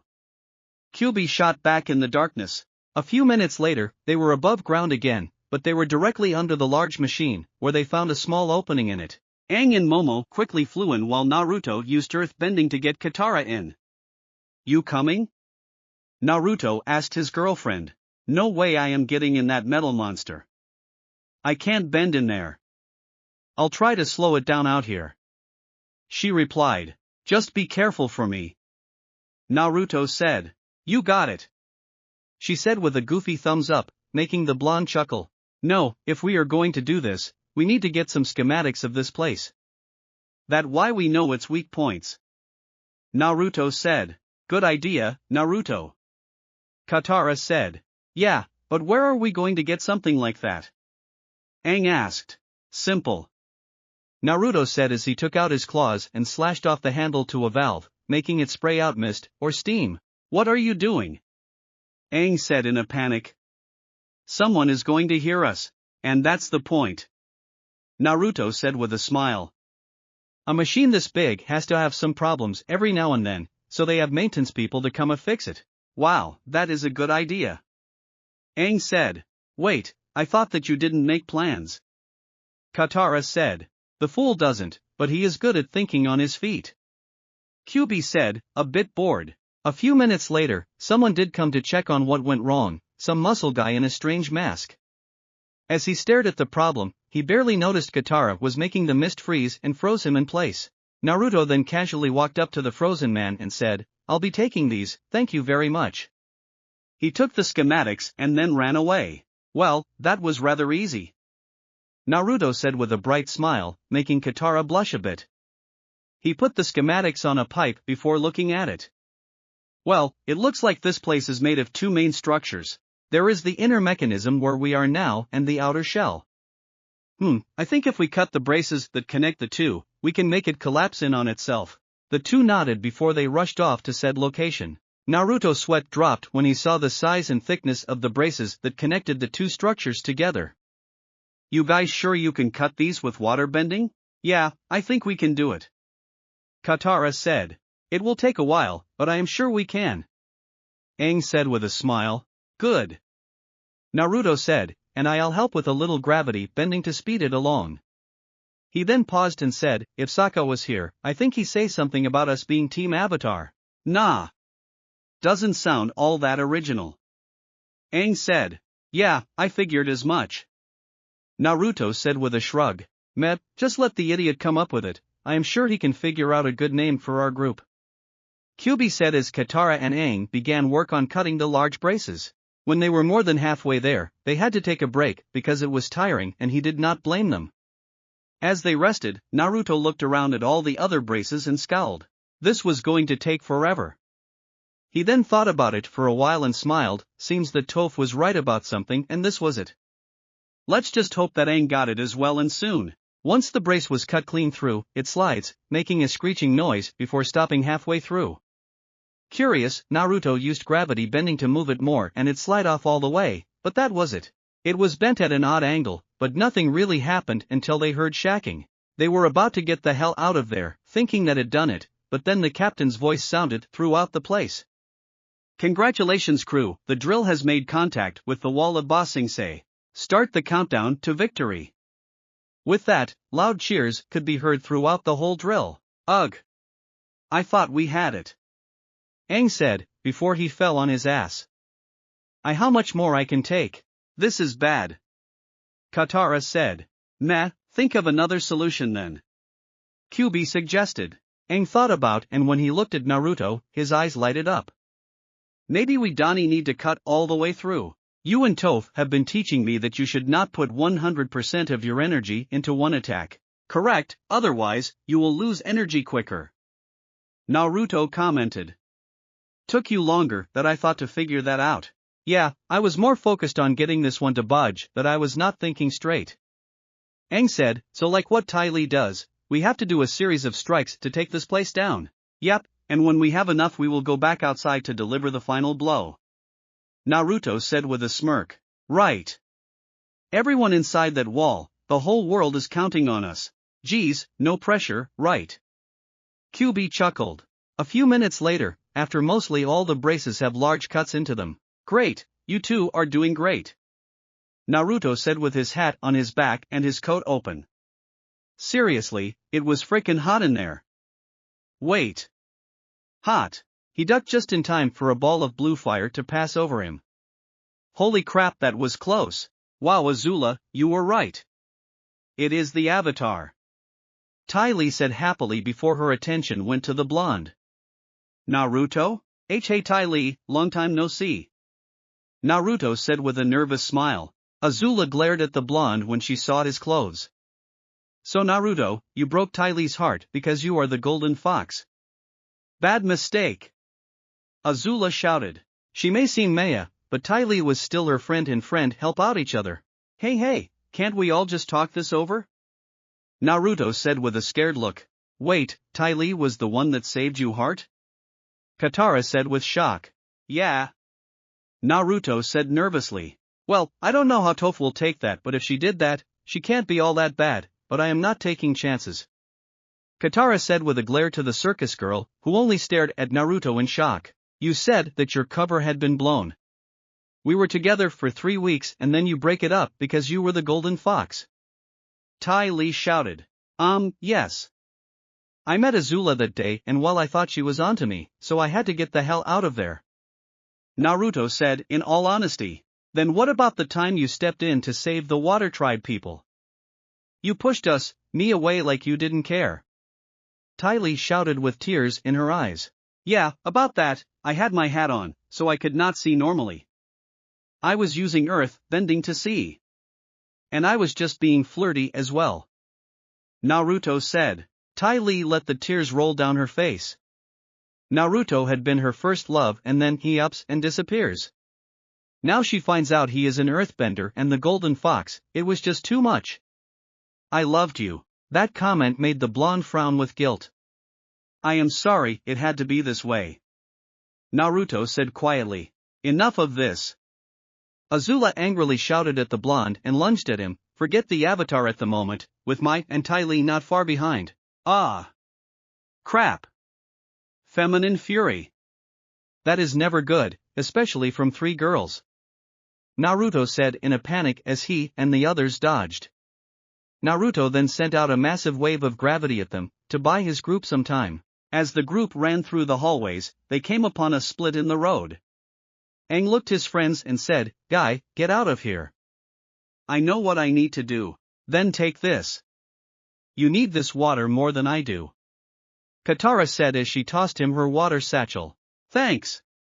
"Oh, and don't get killed, Naruto," Aang said as he ran in one direction while they ran in another.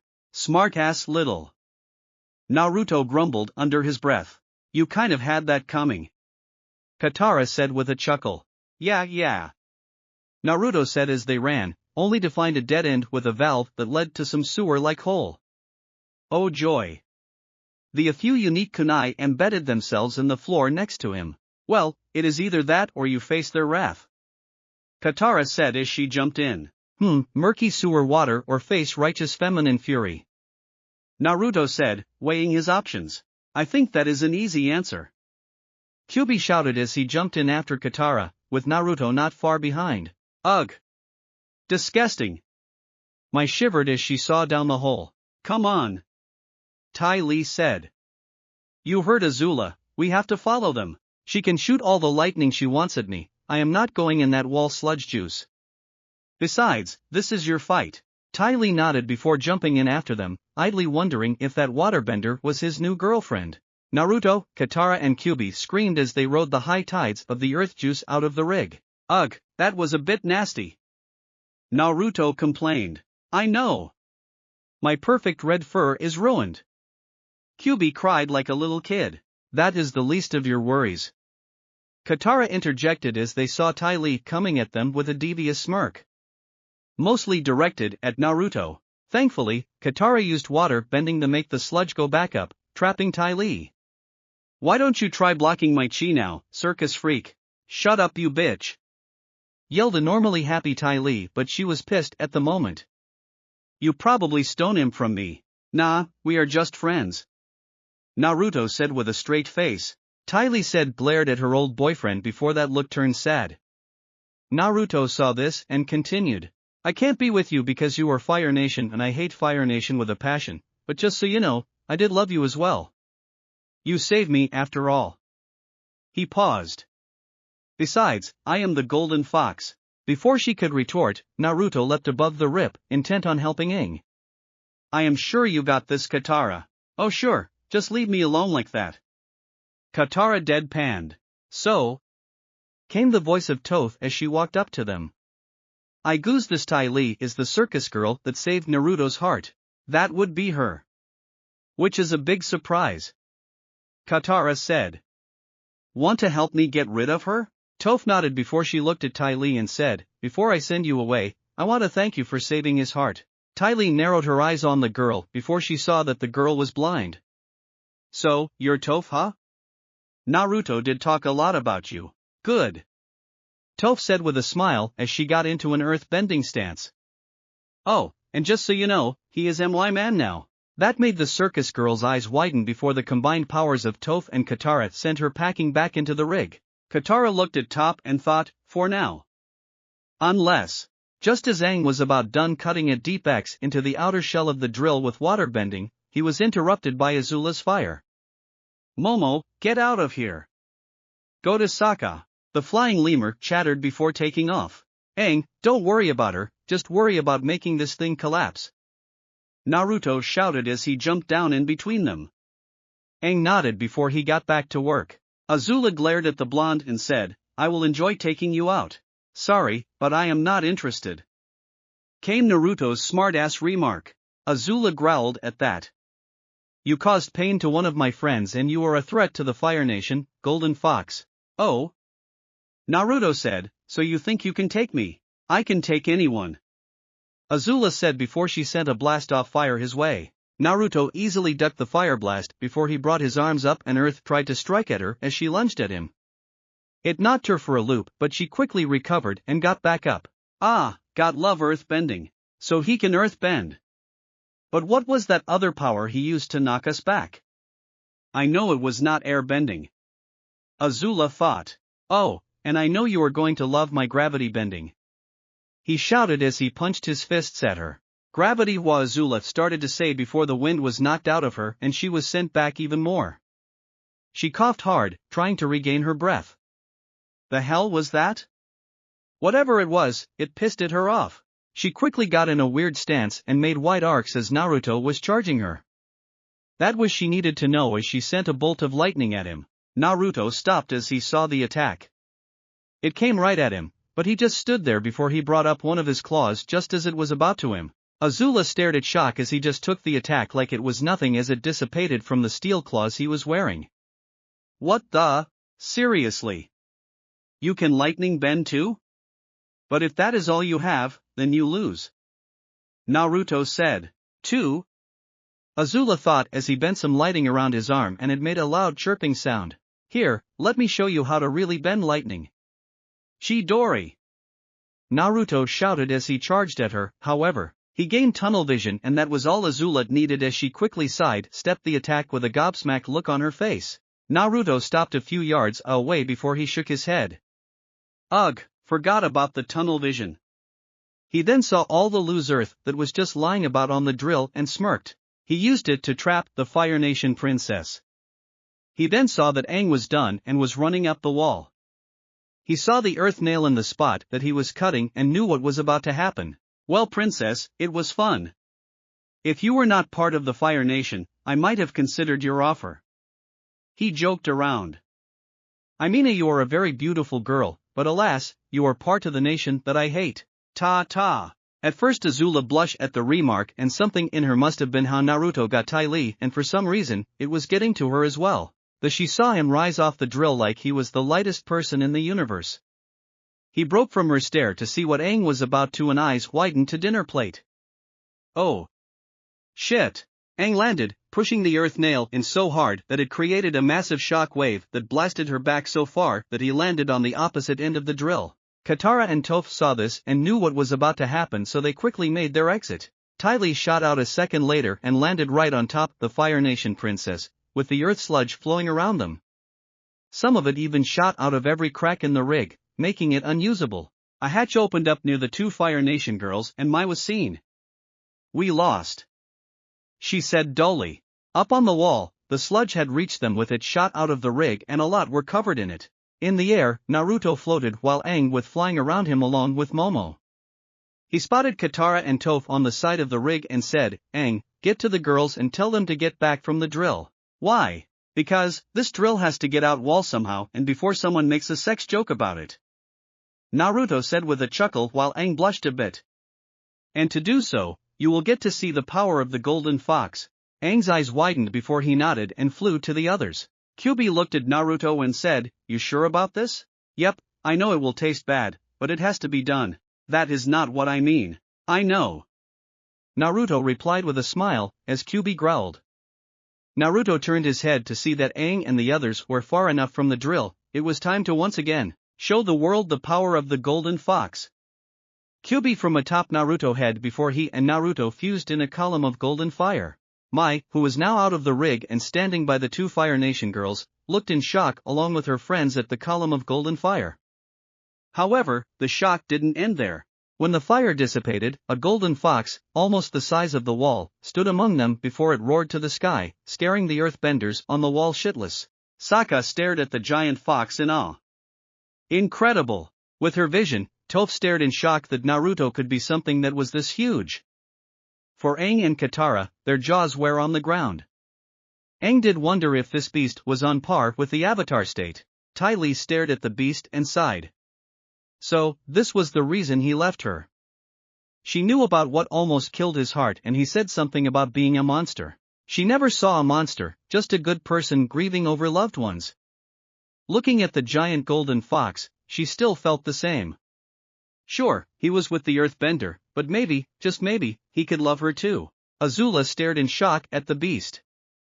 So, this was the infamous golden fox form that scares the Fire Nation shitless. Such power. She smirked with a small blush. The golden fox then looked down at the machine with distaste before it chomped down on it middle and ripped it out of the hole and flung it a good half-mile away, not caring if anyone died. The fox then looked at the hole that was made by the drill and roared once more, but this time, magma shot out, repairing the damage. Seeing that the job was done, the fox looked up and it was engulfed in the golden flames once more. Everyone stared in shock and awe as it shrunk down to reveal Naruto and Kyuubi once more. Now, everyone knew of the power of the golden fox. Chapter 11. The gang was in a stone train of sorts. It was basically a large stone cart that was pushed around on a large track by earthbenders.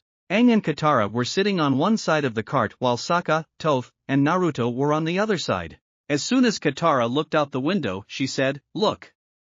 The inner wall." With that they saw a large wall in the distance and they were coming up right to it. "I can't believe we finally made it to Ba Sing Se in one piece." "Hey, don't jinx it," Sokka said. "We could still be attacked by some giant exploding Fire Nation spoon or find out that Ba Sing Se has been submerged in an ocean full of killer shrimp. Oh! I could go for some fish. That's good eatin'." Kyuubi laughed from atop the boy's head. "You guys been hitting the cactus juice again?" Toph asked. "I am just saying, weird stuff happens to us." Sokka defended himself. As if to prove his point, a giant fat man suddenly sat in between the two, sucking on some weird fruit while staring blankly ahead of him. Kyuubi gained a deadpan expression at that. "I blame you for that." Deciding that sitting next to this guy was annoying, Toph moved onto Naruto's lap. That just made the blonde smirk. "Enjoying the ride, or is really that weird?" "Both," Toph said lowly, making the blonde blush a bit before she kissed him. "But I also like this seat way better." That made Naruto laugh. Aang looked sadly at the wall. Katara saw this and decided to comfort the boy. While she did not like him in a romantic way, she still acted like the mother of the group. "Don't worry Aang, we'll find Appa." "Yeah, don't worry. That guy is smart, I am sure he is fine," Naruto said, making Aang smile a bit, but there was one problem. "It's such a big city." Aang said, a bit down. "He's a giant bison, where could someone possibly hide him?" Sokka asked as he looked out the window just as they passed the inner wall. There, waiting before them was a massive city. "Does that answer your question?" Both Naruto and Kyuubi deadpanned. As soon as they entered a train station of sorts, they quickly got out. Toph used her earth vision to see the city and frowned. "Back in the city, great. What's the problem?" "It's amazing," Sokka exclaimed. "Just a bunch of walls and rules," Toph said. "You wait, you'll get sick of it a few days." "I already am," the small fox said. "I am an animal after all." "I agree. I never stayed in a city that long," Naruto said. "Too crowded." "Ah, you guy is no fun," Sokka said. "Would you rather have some cactus juice?" Naruto said with an evil smirk as he held up a bottle of the stuff. "Where did you get that?"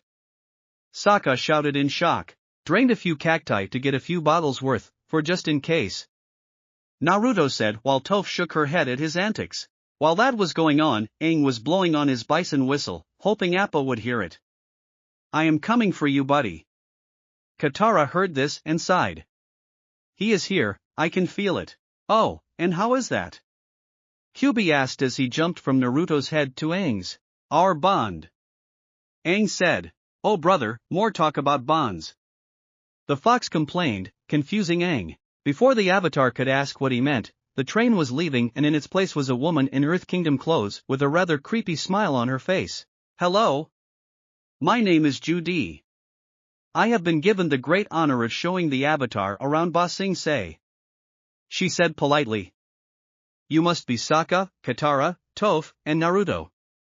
Welcome to our wonderful city. Shall we get started?" "Yes. We have information about the Fire Nation army that we need to deliver to the Earth King immediately," Sokka said. "Great. Let's begin our tour and then I'll show you to your new home here. I think you'll like it." Judy said before she turned around to begin the tour.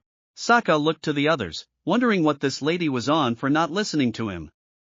Naruto's eyes narrowed. He had heard a rumor that something was going on in this city that seemed familiar to something he read in the final scroll. He hoped he was wrong because if he was right, it would seem history really does like to repeat itself. Maybe you missed what I said. Sokka spoke again. We need to talk to the king about the war, it's important. You're in Ba Sing Se now, everyone is safe here. She said, getting unbelieving looked from the group. Yeah, something was defiantly up. A few minutes later, they were in a cart, pulled by some ostrich-like thing that showed them around town. This is the lower ring. What is that wall for? Katara asked. Oh, Ba Sing Se has many walls. There are the ones outside protecting us and the ones inside, maintaining order. Judy said cheerfully. TCH, more like making sure there are classes, low, middle and high. Just like in any another city. Naruto grumbled under his breath, remembering what it was like for him back in Konoha. Toph frowned at this and put a hand on his, comforting him. This is where our newest arrivals live as well as out craftsmen and artisans. People that work with their hands. It's so quaint and lively, she said pleasantly as she and Katara looked out the window to see a few guys in an alley, who gave them mean looks, especially a guy with a big curved sword. You do want to watch your step though. Why do they have all these poor people blocked off in this part of the city? Katara asked. This is why I never came here before. Aang said as he looked sadly at everything.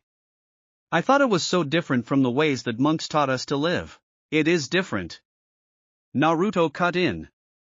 I am not sure how different it is now, but back in Konoha, it was called the slums. Not a very good place to live in. They looked at him in sadness.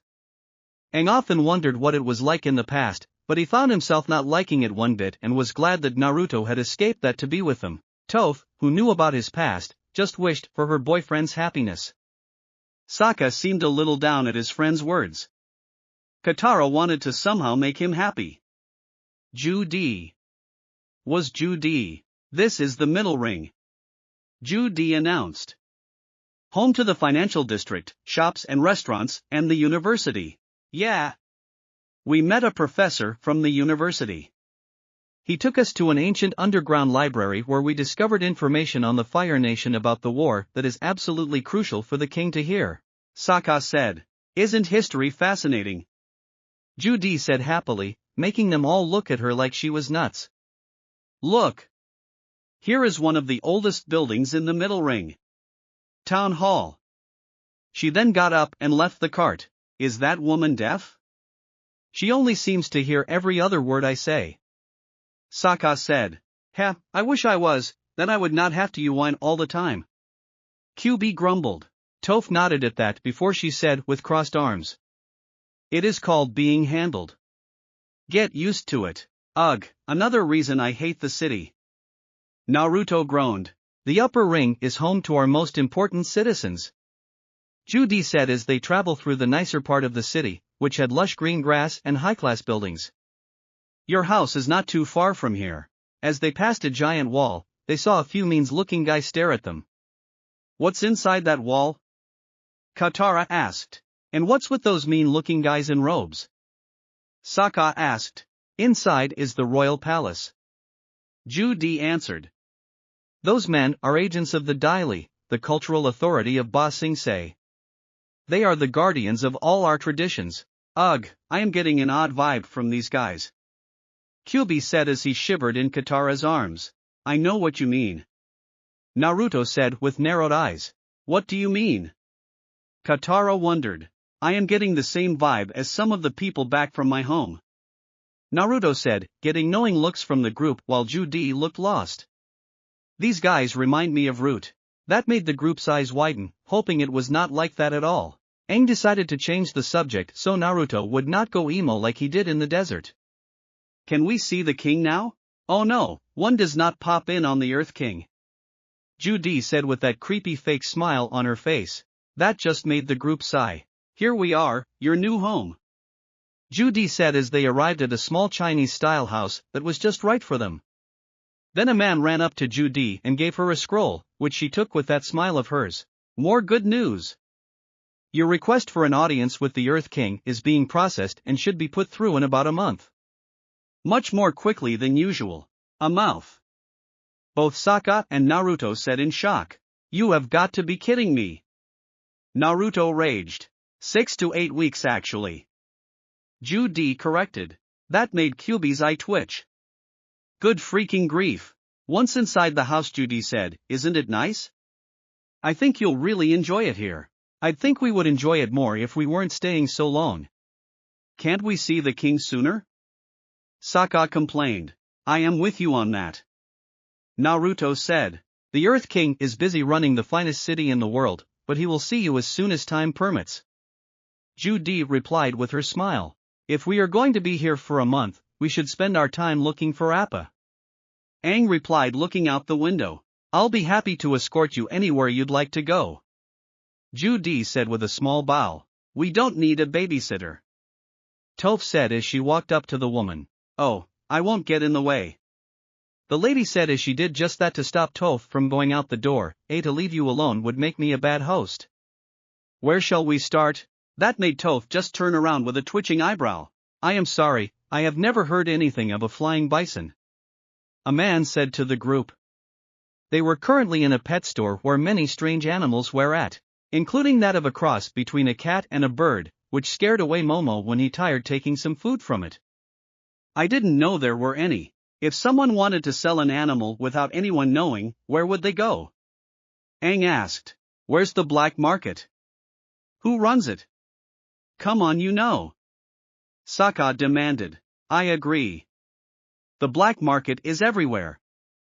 Naruto replied, not everyone knows about it, but it is easy to get into once you find someone who know about it. The man started to sweat at that. He probably knew very well about it, but with a look from Judy, who shook her head with a smile, he replied, that would be illegal. You'll have to leave. Your lemur is harassing my sparrowkeets. In truth, Momo was doing that by eat their food. It was quite comical to Kyuubi.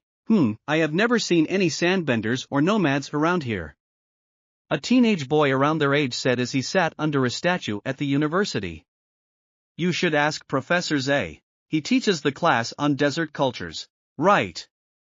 Sokka said, a little annoyed. And which of your professors can we ask about the war with the Fire Nation? Or the past, more specifically the Elemental Nation's past? Naruto asked with a serious expression. The teen said as he instantly recognized what the blonde was taking about. That was something no one really talked about for certain reasons. When he looked to Judy, she shook her head again. Naruto saw this and narrowed his eyes. What were these people hiding? I don't know. I am not a political science student, I have to get to class. He said in a hurry with a freaked out look on his face. Back at the house, Judy looked to the other in fake sadness and said, well, I am sorry no one has seen your bison. Why do you get some rest, someone will be over with dinner later. With that, she left in her cart. Before anyone could make a comment, mostly Kyuubi, they saw they were being watched by an old man in the house across from theirs. Hey! Sokka said to the others. Come with me. He then walked over to the old man's house and knocked on the door. The old man opened the door with a nervous smile on his face. He had white hair and white stringy mustache with the usual Earth Kingdom clothes, but they did look nicer than usual. You the Avatar.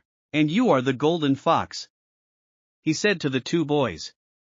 I heard you were in town. I'm Pong. Nice to meet you, Pong. Aang said nicely while Naruto nodded his head. So, Pong, what is going on with the city? Why is everyone so scared to talk about the war? Sokka asked. War? Scared? What do you mean? Pang asked nervously as he shifted in all directions. I can feel you shaking. Toph said. Look. I am just a minor government official. He said as he backed up into the house while looking back and forth, making Naruto narrow his eyes. I've waited 3 years to get this house, I don't want to get into trouble. Get in trouble with who? Katara asked. SSH. Listen, you can't talk about the war here. Whatever you do, stay away from the daily. He said before slamming the door on them, making them all look at each other and worry. Geez, talking about being under the watchful eye of Big Brother. QB droned out, getting odd looks. If you don't get it, I am sure you will in time. The next morning, Katara walked out of the house to look at the morning view with a smile and a yawn, before she noticed what was in their mailbox and smiled before running back in. I've got it. I know how we are going to see the Earth King. How are we supposed to do that? One doesn't pop in on the Earth King, Toph said in a mocking voice. As annoying as it is, I find it hard to believe the king has more important matters to attend to. I mean, would info on the war be important after all? Naruto said from his position on the floor as he stared boredly at the ceiling. Ha, just remember how this place is run and you get your answer. QB droned. Right, these people are made to believe reality is what they make it here. Naruto growled. Aang glared at the wall at that. Things had really changed. Was it always like that in this city? Katara didn't know what to say to that, so she just continued. The king is having a party at the palace tonight for his pet bear. You mean platypus bear? Asked Aang. No, it just says bear. Katara said. Certainly, you mean his pet skunk bear. Sokka said. Or his pet armadillo bear. Toph offered. Gopher bear? Aang offered again. Fox bear? Naruto and QB asked. No, just bear. Katara said rather lamely. This place is weird. Toph replied, getting nods from the others. I agree, and I have seen some pretty crazy looking animals in my travels. Naruto said. You idiots. QB said as he looked at them. Back in our time, animals were just one creature, well excepted the tailed beasts. Now we have refined chimeras. Really? Katara asked. Yep. Naruto replied, remembering some of the animals he came into contact with when he was younger. Katara gave him an odd look, but shrugged it off as she continued on what she wanted to do. The palace will be packed, we can sneak in with the crowd. Won't work. Toph said as he laid back on the ground to stare at the ceiling. Why not? Well, not offense to you simple country folk, but a real society crowd would spot you a mile away. You got no manners. Toph explained, getting disbelieving looks from the group, except from Naruto since he knew what she was talking about. He had to go through some of that torture, training when he was younger so that he could go to some of the parties to protect Toph. Excuse me? I've no manners? You are not exactly Lady Fancy Fingers.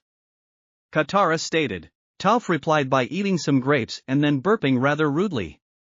I learned proper society behavior and choose to leave it. Just like Naruto. You never learned anything, and frankly, it is a little too late. Aha! But you and Naruto learned it, you guys could teach us. Sokka replied. Yeah, I am mastering all the elements, how hard can manners be? Aang said. Trust me, it is the most evil thing in the world. Naruto complained as he repressed his shiver. Aang shrugged before he took a curtain and put it on like it was a royal robe or something like that, with Sokka and Momo doing the same.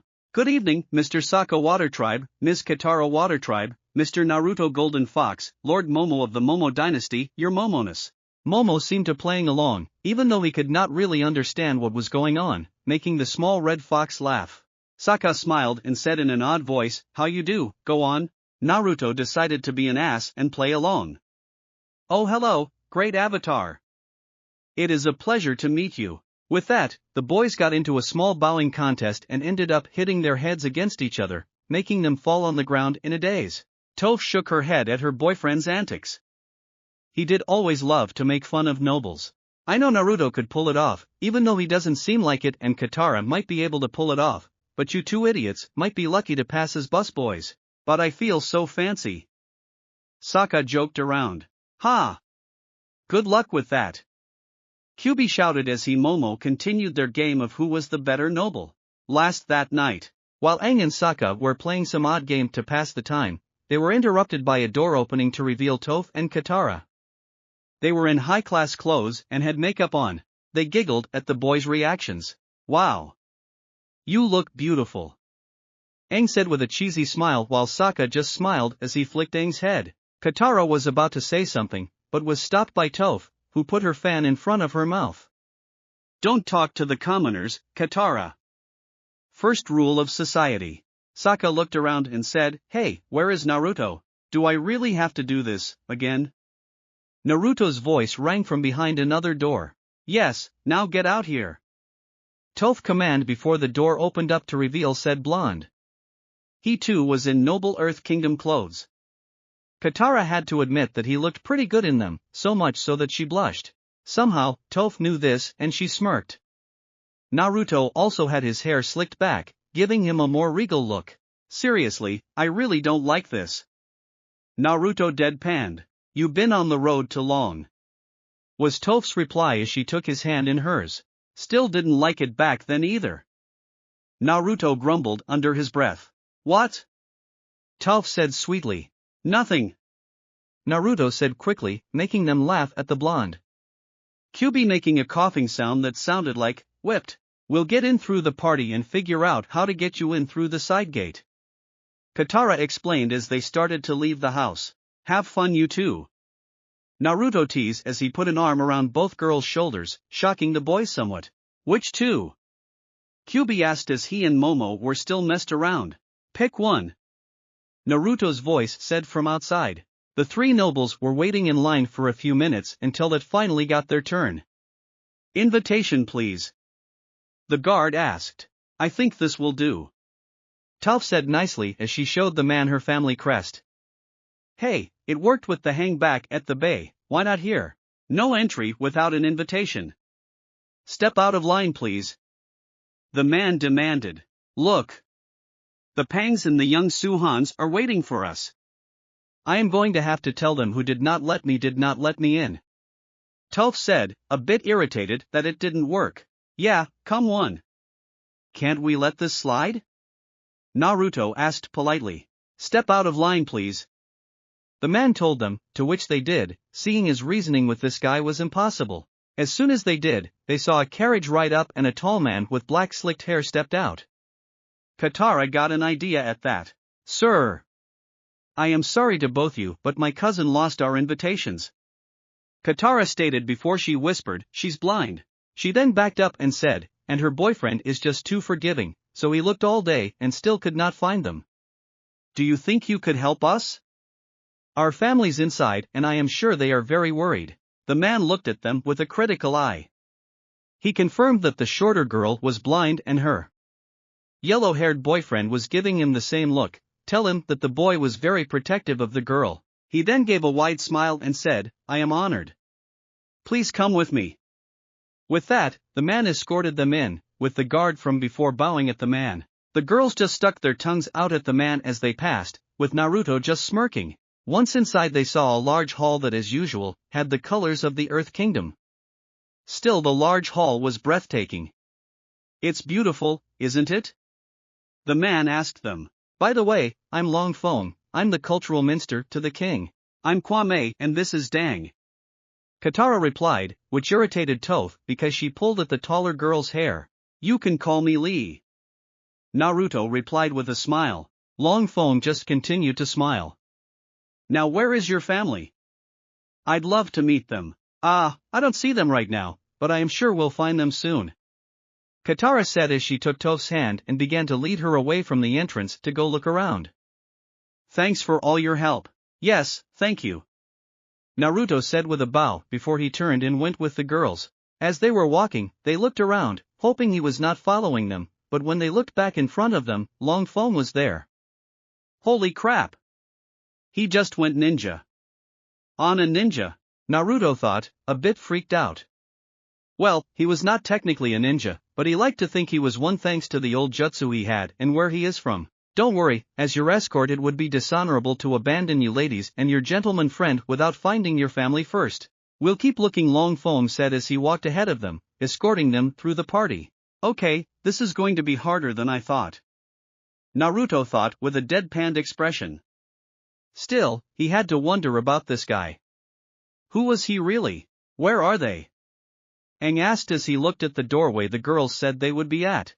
Look. I came up with a backup plan. Sokka replied. We dress Momo like a ghost, okay? He flies the guards, creating a distraction, then we blast a hole in the wall, or we go in with these guys. Aang interrupted as he looked at a few people just arriving, who looked to be the help. Toph said we could pass as bus boys. Okay, but remember that Momo ghost plan, I think winner. You know, I don't know how you are still alive. Kyubi said truthfully as he stared at Sokka. Seriously, half you plans are nuts, and if you ever even use them, you'd be dead. That made Aang chuckle and Sokka scowl. I don't see you giving any ideas. Meh, details. The fox waved off. Where are Toph, Katara, and Naruto? Aang asked in his busboy/servant costume as they looked around. Momo and Kyubi were under their hat, scanning the room. Well, Kyubi was anyway. Forget about them. Just keep an eye out for the king. Sokka said as he tried to look busy, even though Momo's tail was messing with him. I don't know what he looks like. Aang said. You know, royal, flowing robe, fancy jewelry. Sokka replied, giving the tail a squeeze, making Momo retract his tail back into Aang's hat. That could be anyone. Aang said as he looked around at all the rich people. Another crab puff please. Came the voice of Toph from right next to them. You found us. Aang said with a smile. Kind of hard to miss two out-of-place busboys. Naruto said from their other side, freaking them out at how they just popped there without much notice. Yeah, I would know your little footsteps anywhere twinkle toes. Toph said with a smirk before she eats said food item as Katara walked over to them. Oh yeah, that Earth vision too. Naruto said thoughtfully. Thanks for letting us in. Sokka replied sarcastically. Sorry but the guy who escorted us in won't let us out of his sight. Katara said, which made the busboys look around, noticing no guy. Kyubi rose Sokka's hat a bit and said, what guy? Oh, and that's the freaky part. Naruto said in a harsh whisper. This is the second time he went ninja on us. That made both boys widen their eyes. What are you doing here? Judy's voice said as she quickly walked up to them in a panic. You have to leave immediately or we'll all be in terrible trouble. Not until we see the king. Sokka said as he blocks her attempt to try and drag them out. You don't understand. Jody said with an angry look. You must go. Then them pushed Sokka, who bumped into Aang, who had the pitcher of liquid in his hands. That pitcher was thrown out of his hands and the contents of it splashed all over a nearby woman. Ah, sorry. No, don't shout. Aang said in a panic as he used his air bending to blow dry her, which resulted in her looking like a troll thanks to her hair being everywhere. The Avatar. Oh, I didn't know that Avatar would be here. She said happily, despite what happened to her. Those words brought all the attention on their group, making Judy freak out in the background. Welp. Looks like the jig is up. Kyubi laughed nervously, getting many odd looks. You keep their attention while I look for the king. Sokka told Aang and Naruto as the former looked at everyone nervously and waved. Watch this everybody. Aang suddenly said as he uses his water bending skills to make a large globe of spinning multicolor water above him. That made the crowd oh and ah when they saw it. Allow me, the golden fox, add a little spark to your fun, Aang. Naruto said as he walked up onto the table that Aang and jumped onto and added some lightning to the globe of water, creating multi-colored light that shined everywhere. This made the crowd go wild for two reasons. The light and water show along with another important figure that knew of. Of course, they only knew that he was a big hero outside of the walls of Ba Sing Se and that was pretty much it. To their eyes, he was on par with the Avatar. As soon as Sokka saw the Earth King being brought into the room to watch the amazing show, the Water Tribe boy announced it. Waisai made Aang excited, but the guards quickly took the king out of the room. When one of the guards saw Kyubi trying to sneak away, they grabbed him. I come in peace. The fox offered, while the agent just rose an eyebrow. So, when Aang Air scooted his way to the end of the table with Naruto not far behind, they were met with long foam. Naruto narrowed his eyes, but said nothing. Elsewhere in the room, Daily agents were taking the other out of the room, quickly and quietly. Avatar, Golden Fox, it is a great honor to meet you. I'm Long Fong. Long Fong said in a respectable manner as he walked up to them. Grand Secretariat of Ba Sing Se and head of the Daily. I'd like to talk to you, your friend will be waiting for us in the library. He said before walking away to said room. Aang followed with a confused look while Naruto had a suspicious look on his face. As soon as the doors to the room closed, Sokka blew up. Why won't you let us talk to the king? We have information that can defeat the Fire Nation. The Earth King and no time to get involved with political squabbles from the day-to-day minutia of military activities. Long Feng replied. This could be the most important thing he has ever heard. Aang pleaded. I agree. He should be worried about not just inside this place, but outside as well. Naruto said. What's most important to His Royal Majesty is maintaining the cultural heritage of Ba Sing Se. All his duties relate to the issue that decrees on such matters. Explained Long Feng. It's my job to oversee the rest of the city's resources, including the military. So, the king is just a figurehead. Katara said in shock. He's your puppet.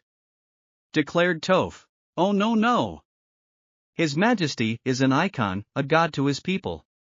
Long Feng said. He can't sully his hand with the hourly changes of an endless war. But we found out about a solar eclipse that will leave the Fire Nation defenseless. You could lead an invasion, Sokka oft before he was interrupted. Enough. I don't want to hear your ridicules plan. The head of the Dai Li shouted. It is the strict policy of Ba Sing Se that war no be mentioned within the walls. Constant news of an escalating war will throw the citizens of Ba Sing Se into a state panic. Our economy would be ruined, our peaceful way of life, our traditions would disappear, he said, getting wide eyes from the group. In silencing talk about the war, this city remains a peaceful, orderly utopia. The last one on Earth. I see what is going on. Naruto spat out with a glare at the man. This talk about the Earth King being a god to his people is a fake way for you to be in charge of this place. In doing this, you are giving the people a false sense of security that you control at your whim. Your greed to create this utopia is feed from this war. The more people under you from this war, the more power you have over them because they still fear the Fire Nation, but you have out another fear in them. You and your Dai Li that protects the city. Long Feng seemed shocked that the blonde got that before he could say anything. Naruto spoke again. From what I read, it seems history is repeating itself. The same man that made sure that the Fire Nation is what it is today is the same thing you are. A greed-filled man that will do anything to do what it takes to get what he wants. Danzo Shimura and his root organization is the same thing as you and your Dai Li. Now the man was very shocked. It seemed that this boy was a true history buff that has information that not even the fools at the university knows about. Well, except for Professor Zay, he is gone now. Until now you have been an honored guest on our city, but from now no, you will be watched by Dai Li agents. If any of you speak about any of this to the people, you will be dealt with. I understand that you, Avatar, have been looking for your bison. It would be a shame if you were not able to complete your quest. At this, Aang glared at the man. Now Ju-Di will escort you to your home. The door opened to reveal a young woman with the same name, but not the same face, shocking the group. Come with me please. What happened to Ju-Di? Katara asked, a bit freaked out. I'm Ju-Di. I'll be your host as long you are in our wonderful city. The woman drones out. As they were walking out, Long Feng said, oh, and Naruto, Danzo's lineage runs through my blood as well. This shocked the group, but Naruto was somehow not surprised as he just glared at the man. Kyuubi piped at that. You know, I would mock you through your name, but as it turns out, it would just be a compliment. That made everyone's sweat drop as they left the room, confused on what to do next. Later that night, Naruto and Toph were on the rooftop of their home. Naruto was staring at the stars thinking on what to do next while Toph was just lying next to him, thinking the same thing while she also enjoyed his company. They were also back in their normal clothes. What are we going to do? Naruto asked aloud. I don't know. Toph said, a little sad at what happened. She then rolled onto her boyfriend and startled, him. But for now, let's not think on it, just the now. She then leaned in and kissed on the lips passionately. For some reason, Naruto really got into this. With her being on top of him, he was getting. So, you like being dominated, huh? Toph said as she pulled away when she felt something and smirked. Well, Naruto said with a red face, before he was captured in another kiss. Only the stars were witness to their late-night make-out session. They would worry about this crazy city later, nor what happened in the city not too long ago with Zuko and Jet, now that it was just them and that was what Toph wanted. That's it for this reading. Hit like and subscribe for a free ticket pass going to the different worlds of anime fanfiction. Looking forward to having you on board again.